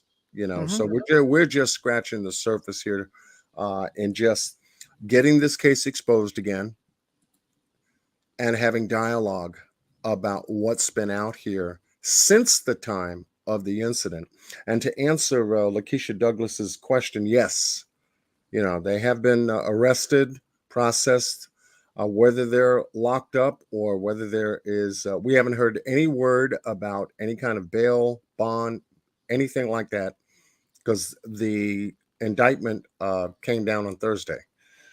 So I'm sure that the news will be following up as to whether any of these officers had bail posted, whether they've been arraigned or anything else like that. See how early this case is? It's just starting.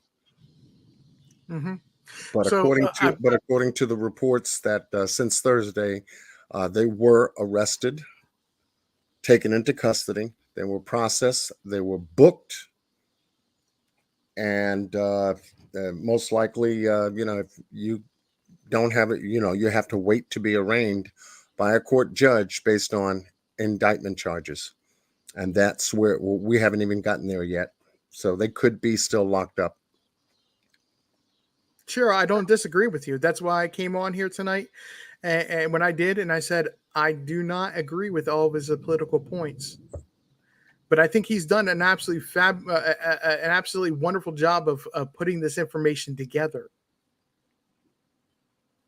Me?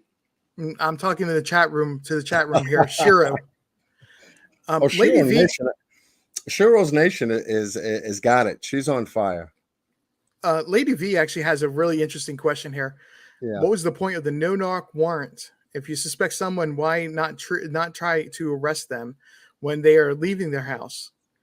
This could have only ended in disaster for someone. So I understand the question and I understand your point. If you have a criminal that her ex-boyfriend was suspected of being, to the level that he's suspected as being, you want for the safety of the person and the police, you basically want to wake him up in his own bed, because he's going to be not have any weapons on him, caught completely off guard, still asleep enough where he's not, when they do put cuffs on him, that he's not going to be realizing until 5 minutes afterwards they're going down steps and into a police car of why he's been arrested.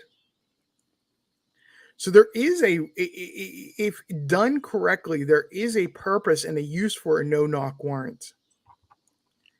Right. In the case of Breonna, where this was a no-knock warrant, that they abandoned the no-knock part of, and it sounds like as more and more information came out, it sounds like they did knock on the door. Right. And one thing that points out to me concerning what was just spoken about too, when the search warrants went out to the other 4 locations, these 7 officers didn't know at the time also that they already had gotten Glover in custody. You see, because and that's going to come out. That's going to come out. You see. And I wanted to make sure that I put that out there in tonight's live, because they could have been under the impression Glover was in the apartment and that's who was shooting back at them. Right. You see? Right. You see? And this yeah. person, from my understanding, and John, if you ran across something different, this person that they were actually focusing on the information and trying to, that was the central person, was actually a really bad dude. Just in general terms, was not a good person. No doubt. And this is where that no-knock warrant ability would have been a positive in the police's, it handled correctly by the police. Because it gave everybody a chance to handle the situation in the utmost respect and safety of all persons. Yeah. I'm gonna revert back to what my brother Boss Blake said. And it shouldn't have went down like that. Breonna should not have lost her life. And I agree. You know, this is now at an entirely different level. It's at a federal level. And from this level, a lot of things are going to come out in this case. Mm-hmm. Going back to the simplicity of what Boss put out last night on his channel, you know, they shouldn't have been there. They shouldn't have been there doing what they did. And now we come to find out that it was a false warrant. No, the actual warrant did actually list her address. However, false. It could have listed the address in which it did, but falsified by the officers that were involved. You see, the address, the name, and the date, the time, and all that stuff. Okay, all relevant. So just to clarify, however, false though. Just to clarify and have everybody on the same picture, it's the information you're saying that the information that led to the warrant was false, not that the warrant was obtained the warrant was written illegally. The way the warrant was written, put together with information pertaining to whatever probable cause they put down in there, Right. You see, because it all goes to probable cause. You get a warrant for probable cause. I want to go in here and search this particular resident area for a drug activity. Here are all the components that the warrant needs, and that's the construction that was put together by whom? The officers involved. You see? And they had to take that document to convert it into an active warrant to a judge. So they lied to the judge by falsifying information that they put together that produced the warrant. And that's where I stop. Yeah, That's and where this I is where stop. the federal violations come in. Right. And that is where I stop, is at the point where the judge had issued the warrant.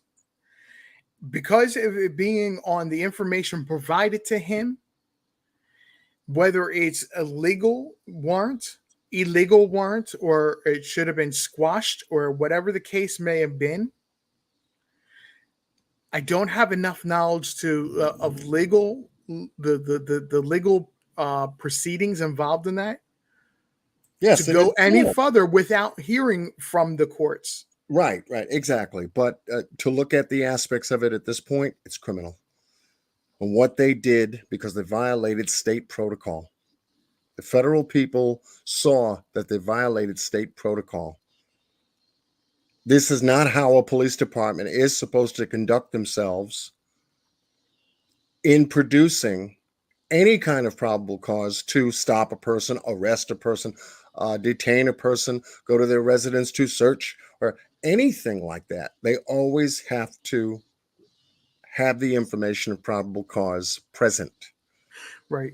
And boss man, and that's key. That's key to this case, is the probable cause.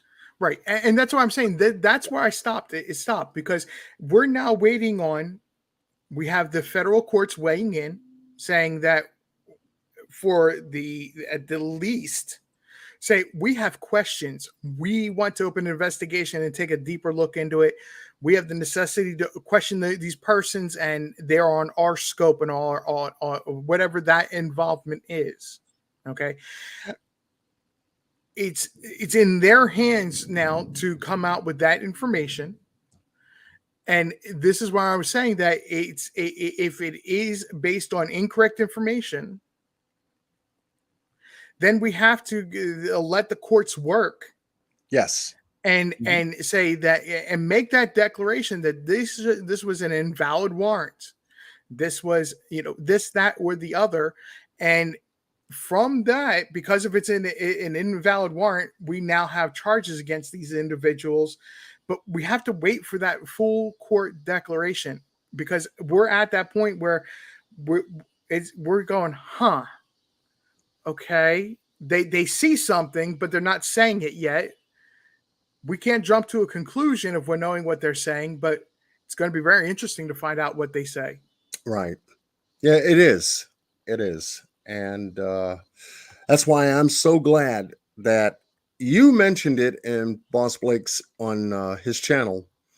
And then he brought up that clip of the of Tatum discussing, the case and the information that we had just got finished talking about. And I said, okay, wait a minute, you got to back up. I says, the last time I remember, my mind was taking me through on a police body cam of police going through the door. I says, I remember they were in 2x2 formation.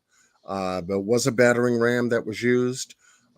They waited a moment. Now we know it's 45 seconds until they decided to breach. And all of a sudden, gunfire ensued. And now you've got Breonna Taylor shot in the chest.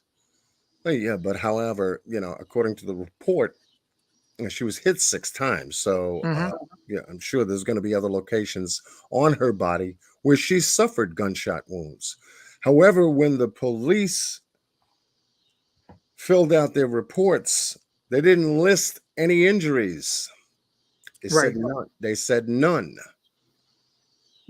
You see, and the reports were partially filled out, didn't have height, weight, male, female. There's a lot of missing parts there, and I started seeing the breakdown of the conspiring aspects of this case on a federal level. I said, And that's "Oh, exactly okay." Mhm. and that's exactly what I want to see avoided. Is not just the a person be charged as being a conspirator of this, or they're an active participant of this, or I want to see that.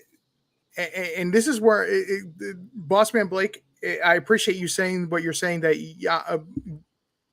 that the federal gets rarely gets involved unless they or excuse me, let me pause a second here. You're saying that you rarely see the feds get involved and get it wrong. You're absolutely right, but I want to see them put that full extent of everything out there. I want to see I want to see the good, the bad, the ugly. Let's talk about it all. Yes. And like I said, we're just scratching the surface right now. But John, I understand.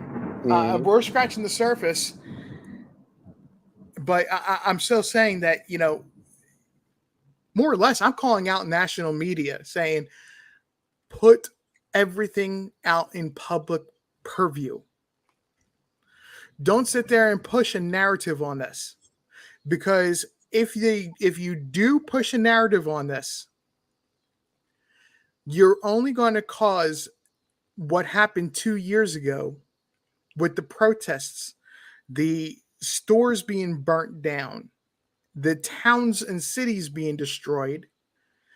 You're going to put that out front once again, because you're going to spawn conspiracy theories.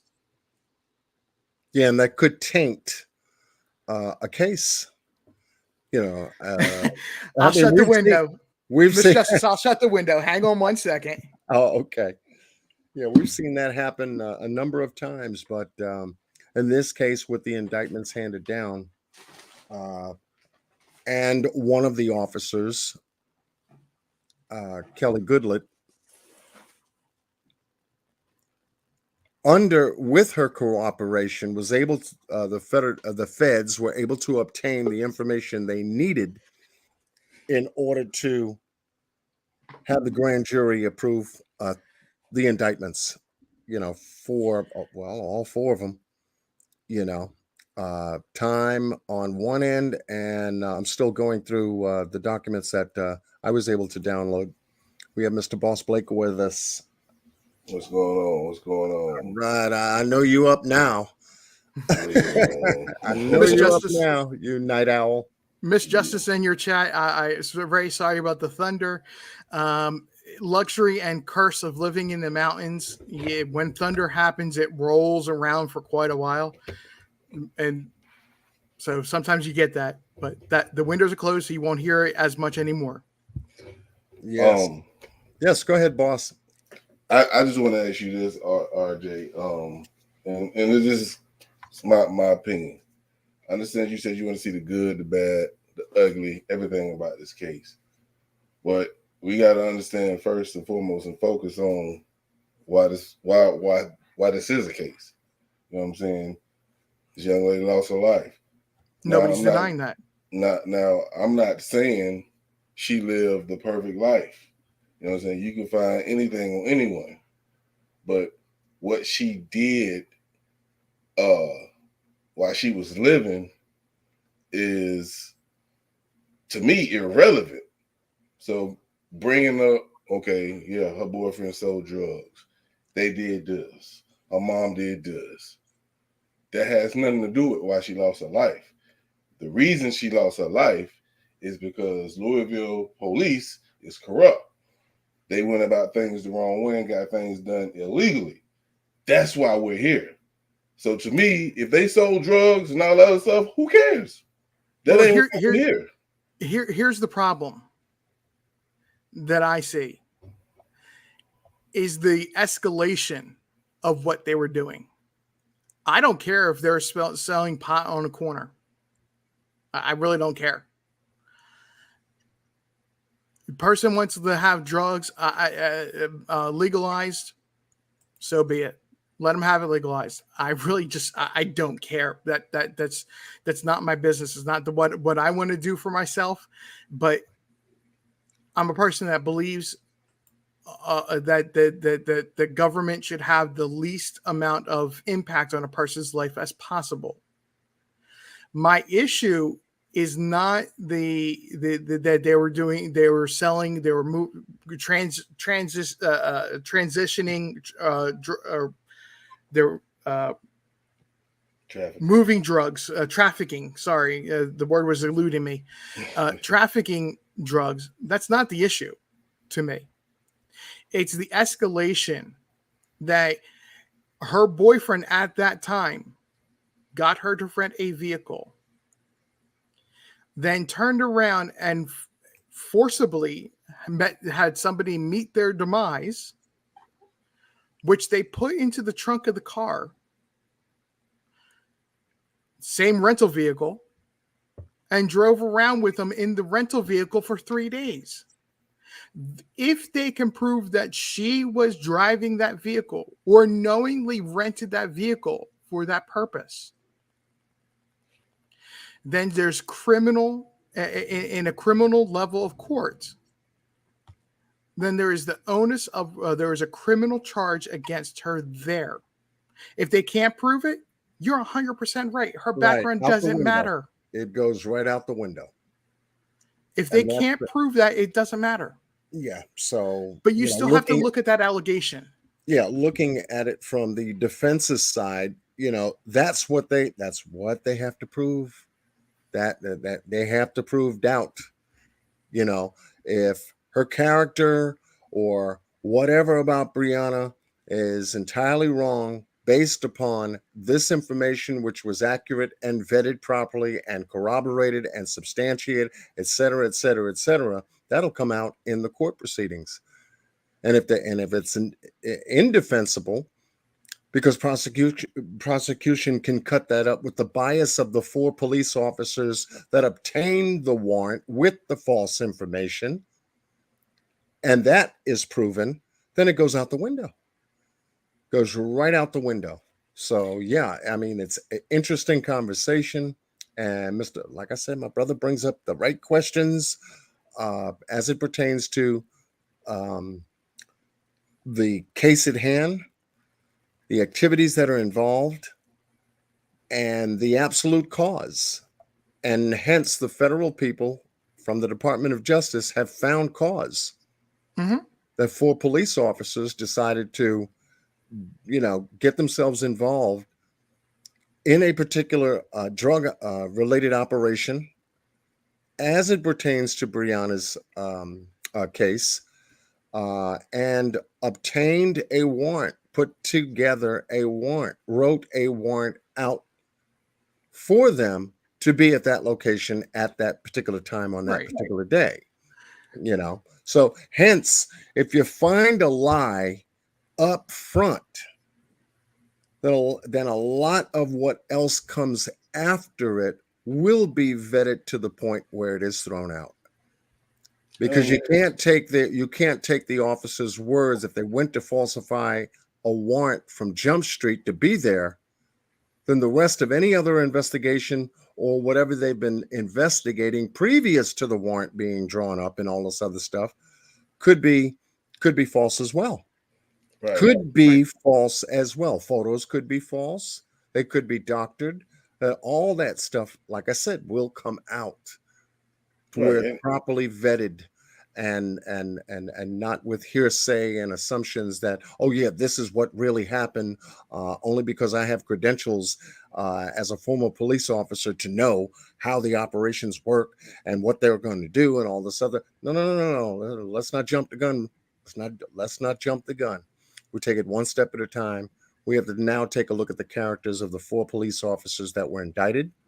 We have to know what the indictments are all about, and that's what we'll cover on later lives on this channel. And I'm sure Mr. Boss Blake is going to pick up on the case too, and we'll carry the case over to his house.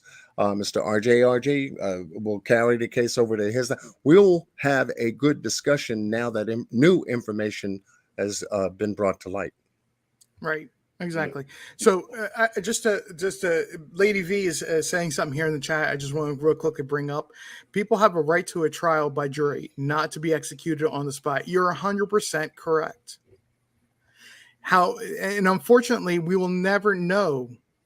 Because of that, we will never know if Breonna Taylor was going to be getting tried in a level in court, in criminal court. Yeah, she's no longer for what is alleged by these police officers. Mm-hmm. Now, because of their actions and her boyfriend's action of firing on the police, resulting in Breonna's demise. Domino effect, man. It's a domino effect. Exactly, boss man. But you got to understand. You have to understand. I understand. The accusations of what you just stated. I understand that. And as law enforcement, the people who's supposed to protect and serve the community, they have a job to do.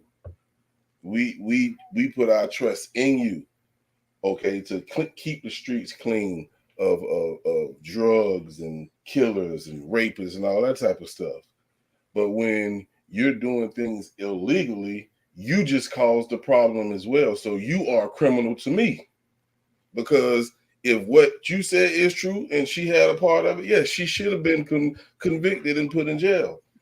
But they did not live by the code, what they sworn to do. So that domino effect, to me, it starts with you. If you would have did what you're supposed to do, they both would have been in handcuffs in a jail waiting trial instead of one of them being dead. You got to understand, one person shot at them. He don't know who's at the door. At least that's what was stated. So he would have not one of them not announcing themselves. Right. Shit, I would have shot at you too. Yeah. But that boss man, we're saying the same thing. We're at the same point. We understand what has happened, the lead up to this point. And now, because of the officers' actions and whether or not they falsified a document in the first place, that they are now being looked at as potentially being criminally responsible. This case, when they came back up, if they didn't find it, that's what I'm saying. They already been tried on the state level, right? But the Fed picked it up, so obviously they did something wrong.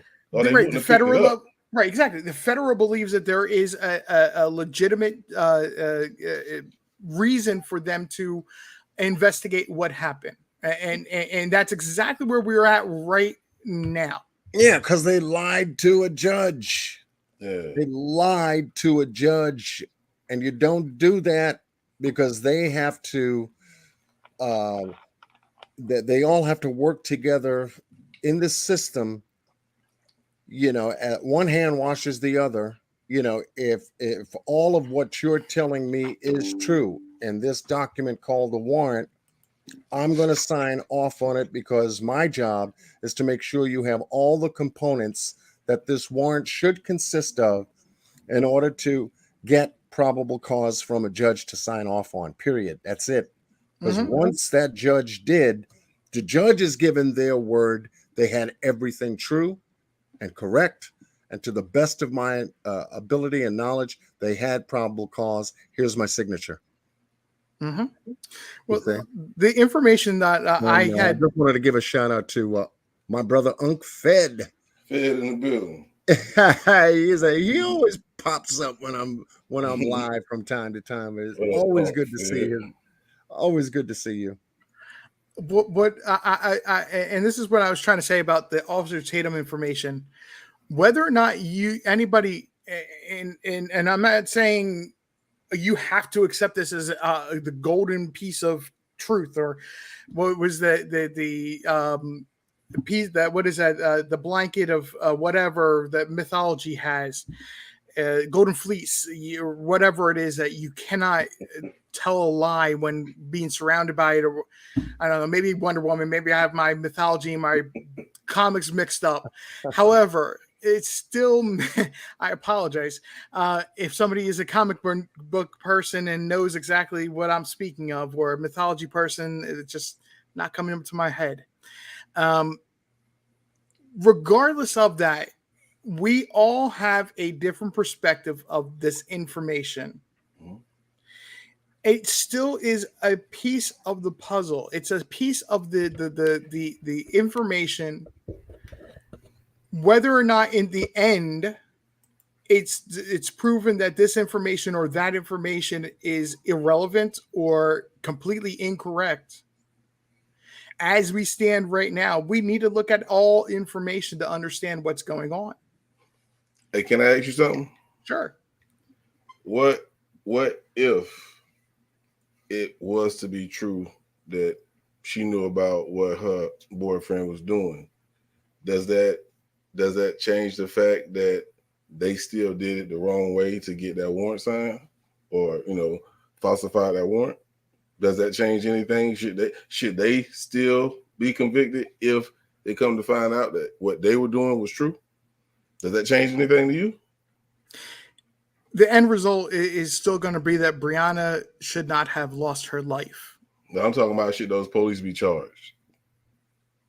If they falsified the document, this is where I was going with that. What I was saying. If they falsified the information on that warrant, as it pertains to Breonna, 100% they deserve to be held criminally responsible. That to me, and I don't mean this in a disrespectful manner, is like saying that Arndondo down in Uvalde should keep on going being chief of police, the chief of police for CISD. Oh hell no.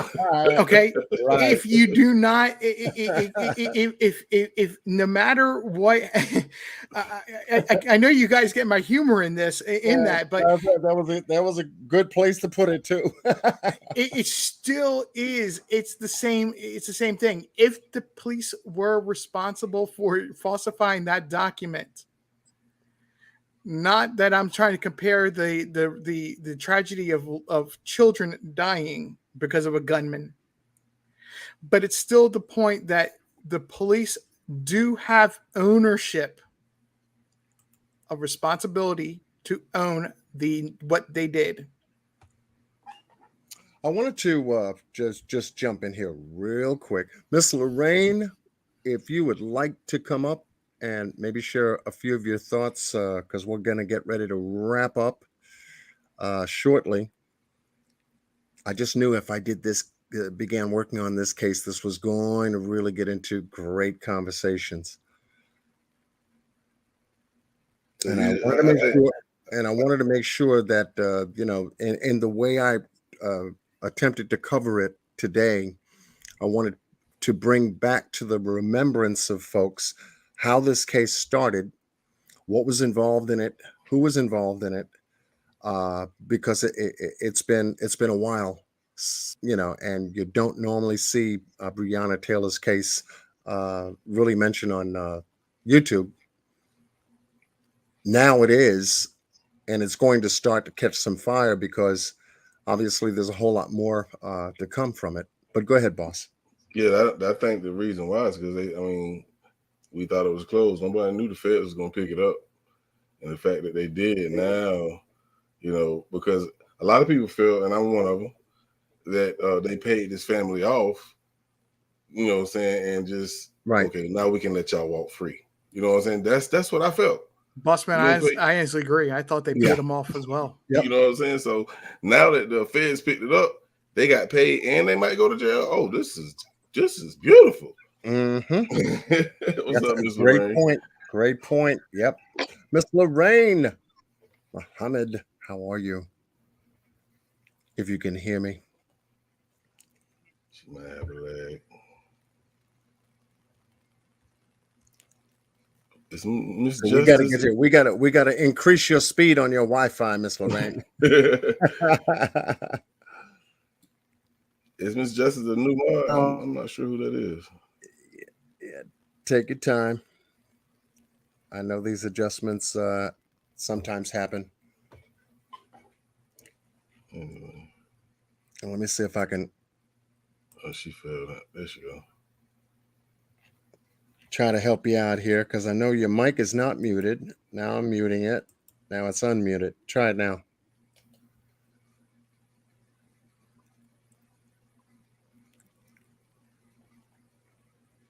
Okay. You may have to hit the link again and come back up. If you can start fresh, and I'll bring you back up. Maybe that'll clear it up. In the meantime, between times, in case y'all didn't know that, McMichaels, they tried to get in a quarter on those Fed charges of hate crimes on the mod, but they got denied. I just want to throw that out there. Yeah. Now unmute your mic, Lorraine. Unmute your mic now. There you go. Can you hear me? Okay. All right. She's gonna hit the link again. She's gonna hit the link again. She's apparently having some troubles, which we lovingly have to say, Miss Lorraine, we hope you can join us. She oftentimes has connection issues, though. Yeah. But let me go back over here. You guys keep shooting it. I gotta get back to my comments. Oh no, I'm looking at the comments as well to see if I pick up on anything that we've overlooked. Okay. Yeah. Well, you had Unc Fed explain what FAAFO is. So that's good. Yeah, I had no idea what they were talking about either. Try it now, Lorraine. Okay, it said I didn't have an internet connection. But anyway, what I was saying is that I hear you now. there's a lot of things that they're not going to show the public. They're not going to discuss, but it'll come out during the trial, and it hasn't even started yet. They got to do a jury selection and just complete their investigation. So, like I said, I've been watching it from the beginning. Saw a lot of things, heard a lot of things, and I'm going to be glued like Will J. And with the Ahmaud trial, there's some things that grab your attention and it just won't let you go until it comes to the end. And so far, we've got 3 out of 3 that have gone well. And I guess everything that's been up for so long is coming down now. It's coming down, and we're going to start seeing some good justice because there's some righteous people in the right positions, but we have to put them there. They don't pick a position and say, I'm going to do this. I'm going to be king or queen for the day or for the next 4 years. We put them in the positions that they're in, and we have to keep choosing the right. Oh, she was talking that talk. Oh, there it is. Oh man, she'll come back. I'll bring it back. Yeah, there she is. That are not going to play politics. That are going to do righteous jobs. And thank you, John, for asking me to come up. I don't do that. I was feeling you. I don't come up like that, but I appreciate you asking me to come up. Yeah, I was feeling you sitting there, and I said, I got to ask Lorraine to come up because, she's been following this case since day one. You said that yesterday on Boss's panel. And, taking a look at, what we've done here this afternoon to refresh everyone, to bring everybody back up to speed as to, how the case evolved and what, where they were, what they did, how everything evolved to get to a quiet point. To now include the indictment that came down on Thursday. And, I said, okay, we're going to lay it out this way. And I'm going to be very careful about any other information that has not been corroborated or verified or vetted in today's live. And I want to make sure that we covered that because now, as we proceed, if that other channel, the Tatum channel, whatever, Brandon Tatum, the guy on YouTube that we heard yesterday, comes out with anything in addition to what he had proclaimed on his channel, then we'll have to match that up with what the federal prosecutors are bringing out as well. You see? I mean, that's how I match things up. Says it's got to be corroborated, or it ain't gonna hold water. Yes, and I apologize for calling Mr. Tatum a colored man yesterday. I even called him a coon. I had no business saying that, just because I disagreed. But it's like RJ was saying, the October effect. During election time, how things just pop up. And it's like somebody throwing a wrench in the wheel. To stop progress, to see things going their way. But yeah, I've been listening the whole time. I've been listening, and yeah, I've been kind of like Roger Rabbit, wanting to come in there, but I don't do that. Last time I came on your show was your birthday. That was last year, October, so that'll be coming up Yeah, soon. that's right. That's right. Now says I got to get you up here because it was only going to complement what I was able to put out on the live for today. We have to keep it rooted right where it is because everything is factual. Yes. According to the different reports. I didn't put out conflicting reports or anything else like that. However, I had to mention the other channel putting out a different type of report, and we just have to keep our eyes open as to see how that information is going to into the case, if any of it is true. So I believe in the comprehensive thinking of keeping everything together as it should be. As you gather more, so more will be gathered where it belongs. Yes. Yeah. Yes. 100% agree with that. Yes, indeed. Shira, what I was saying, since you are quoting what I was saying about about her not being as innocent as people are making her out to be, that's mass media I'm referring to. Mass media, more times than not, is guilty of putting out a narrative over a full story. When I say that they need to put the good, the bad, the ugly out there.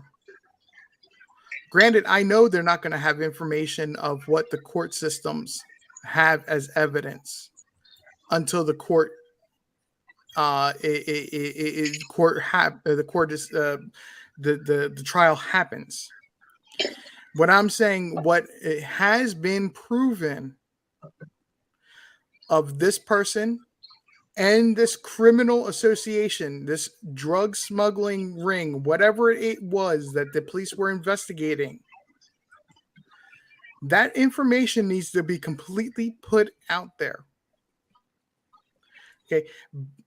If it's not, this is where conspiracy theories are going to be spawned about this and doing this simple thing of putting that information out there. I'm not saying give up a source because a person oppressed is protected from doing so. But put the evidence out there. Put the information out there. Here's the statement. Here's the accusation. Here's the proof or the disproof. That's all I'm saying.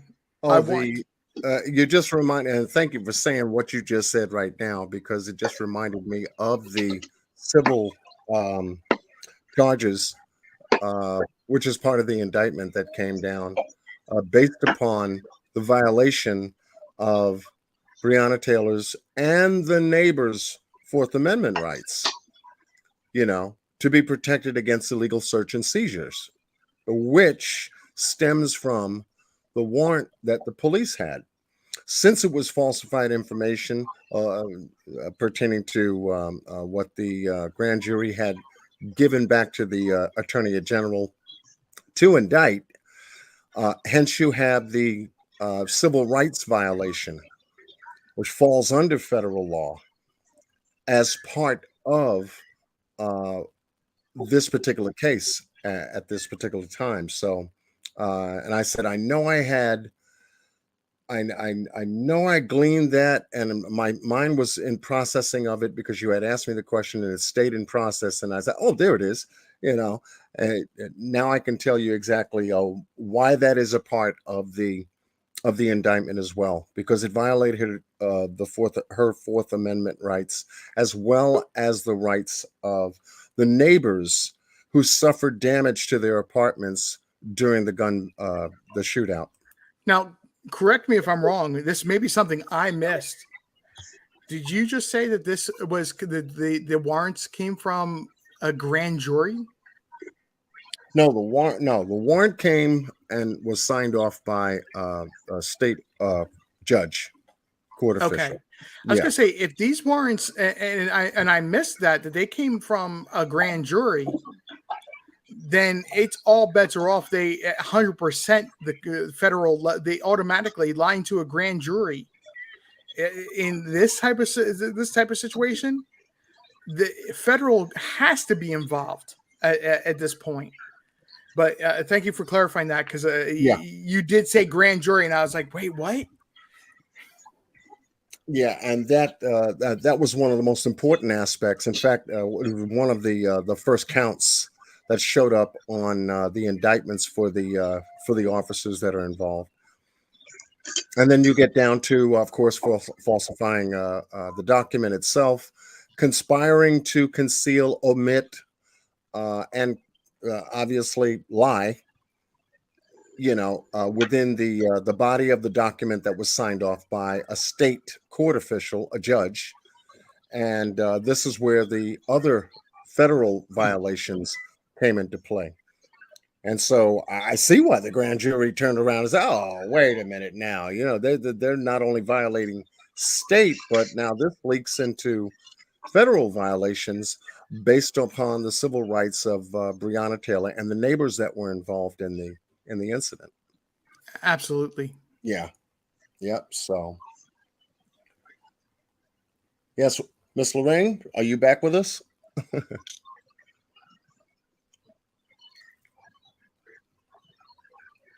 I'm wondering if she's getting thunderstorms or inclement weather that's interfering with her connection. It's possible. Well, yeah, because she's unmuted. She's unmuted. That is totally I possible. was just thinking about something else too. Yes. Oh, there you go. There you go. Can you hear We can me? hear you now. Yeah. We think you're lagging, but we do hear you. Oh goodness. Can you hear me? Okay, good. Yeah. What I was thinking about is Kentucky, and Kentucky was Oh, damn.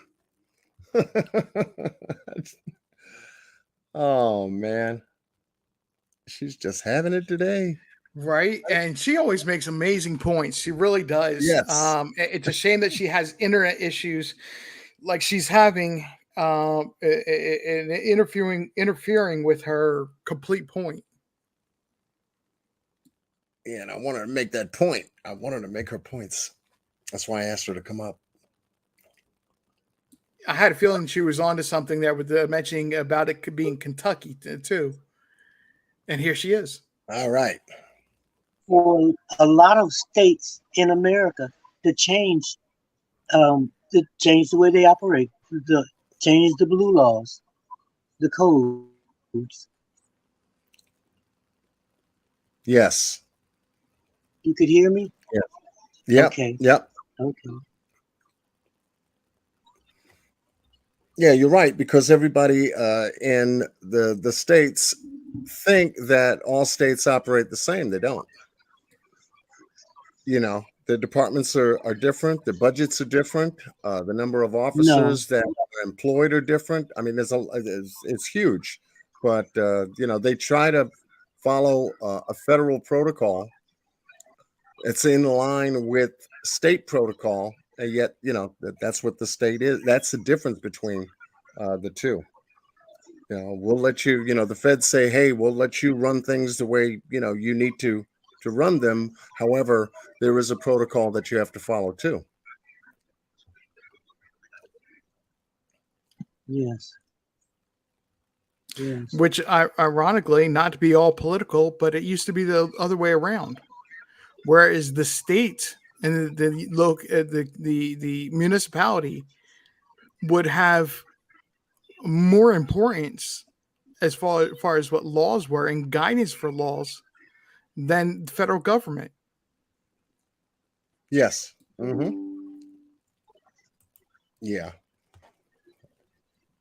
Definitely. Miss Lorraine, you still there?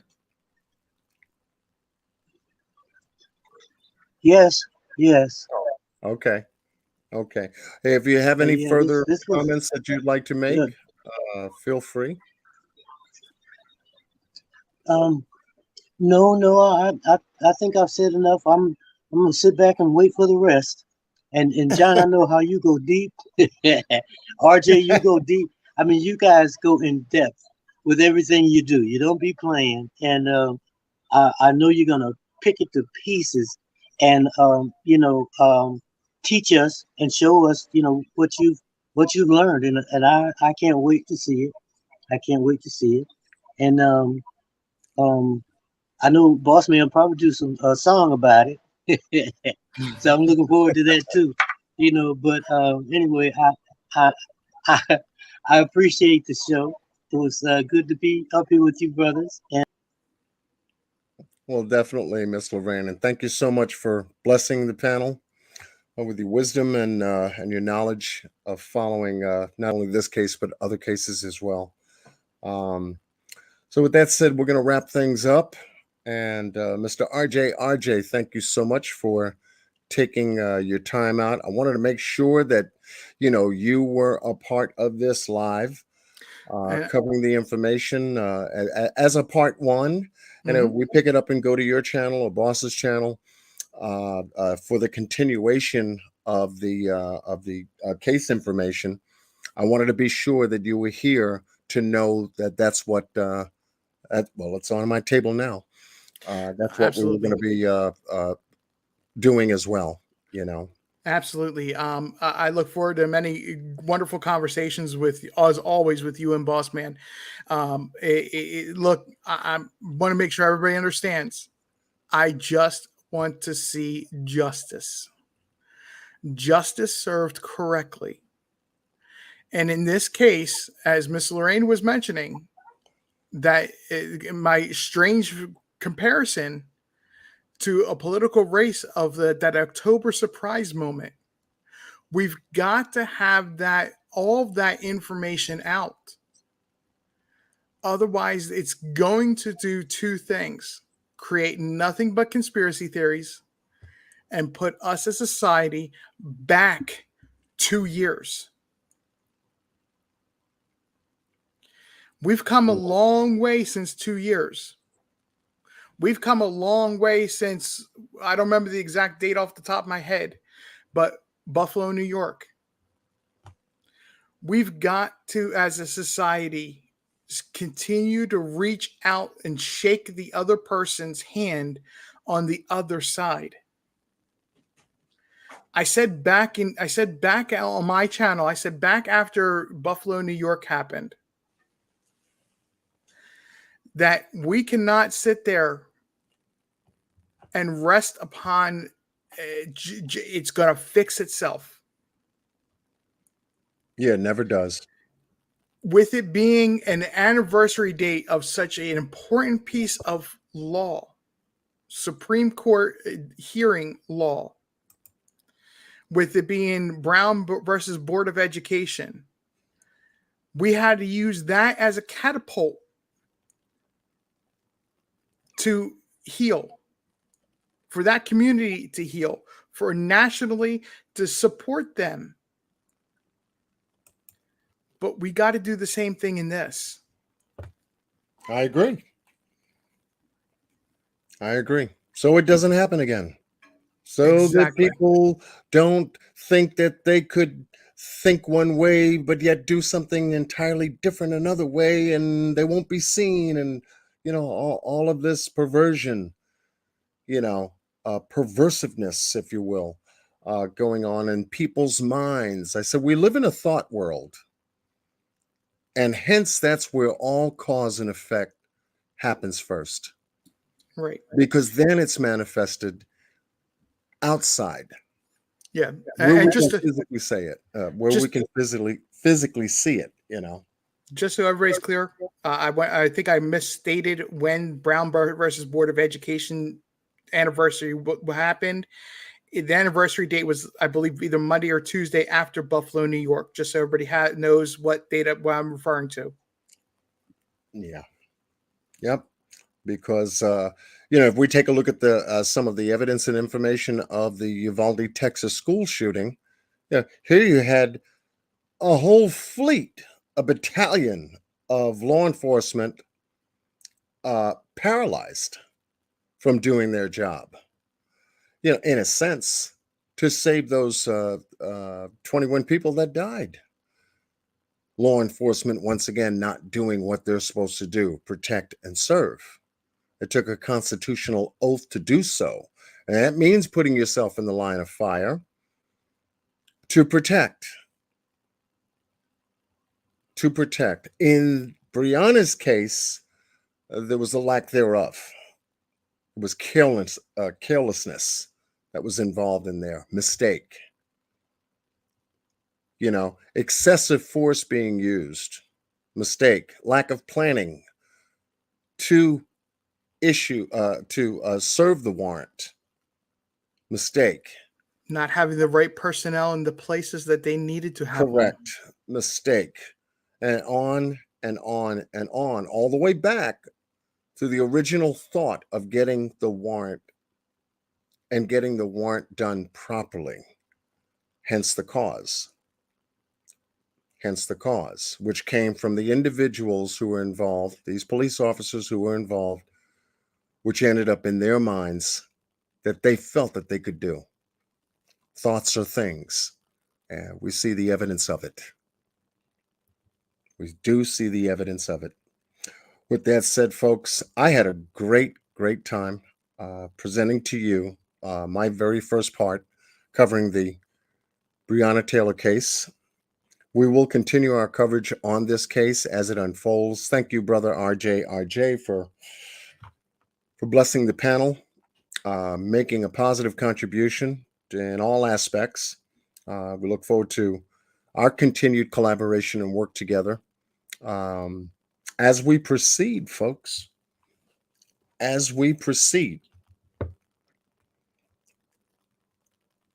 So for those that have joined us here this afternoon, Cheryl's Nation, thank you so much for your commentary and questions and your love for Breonna Taylor and family.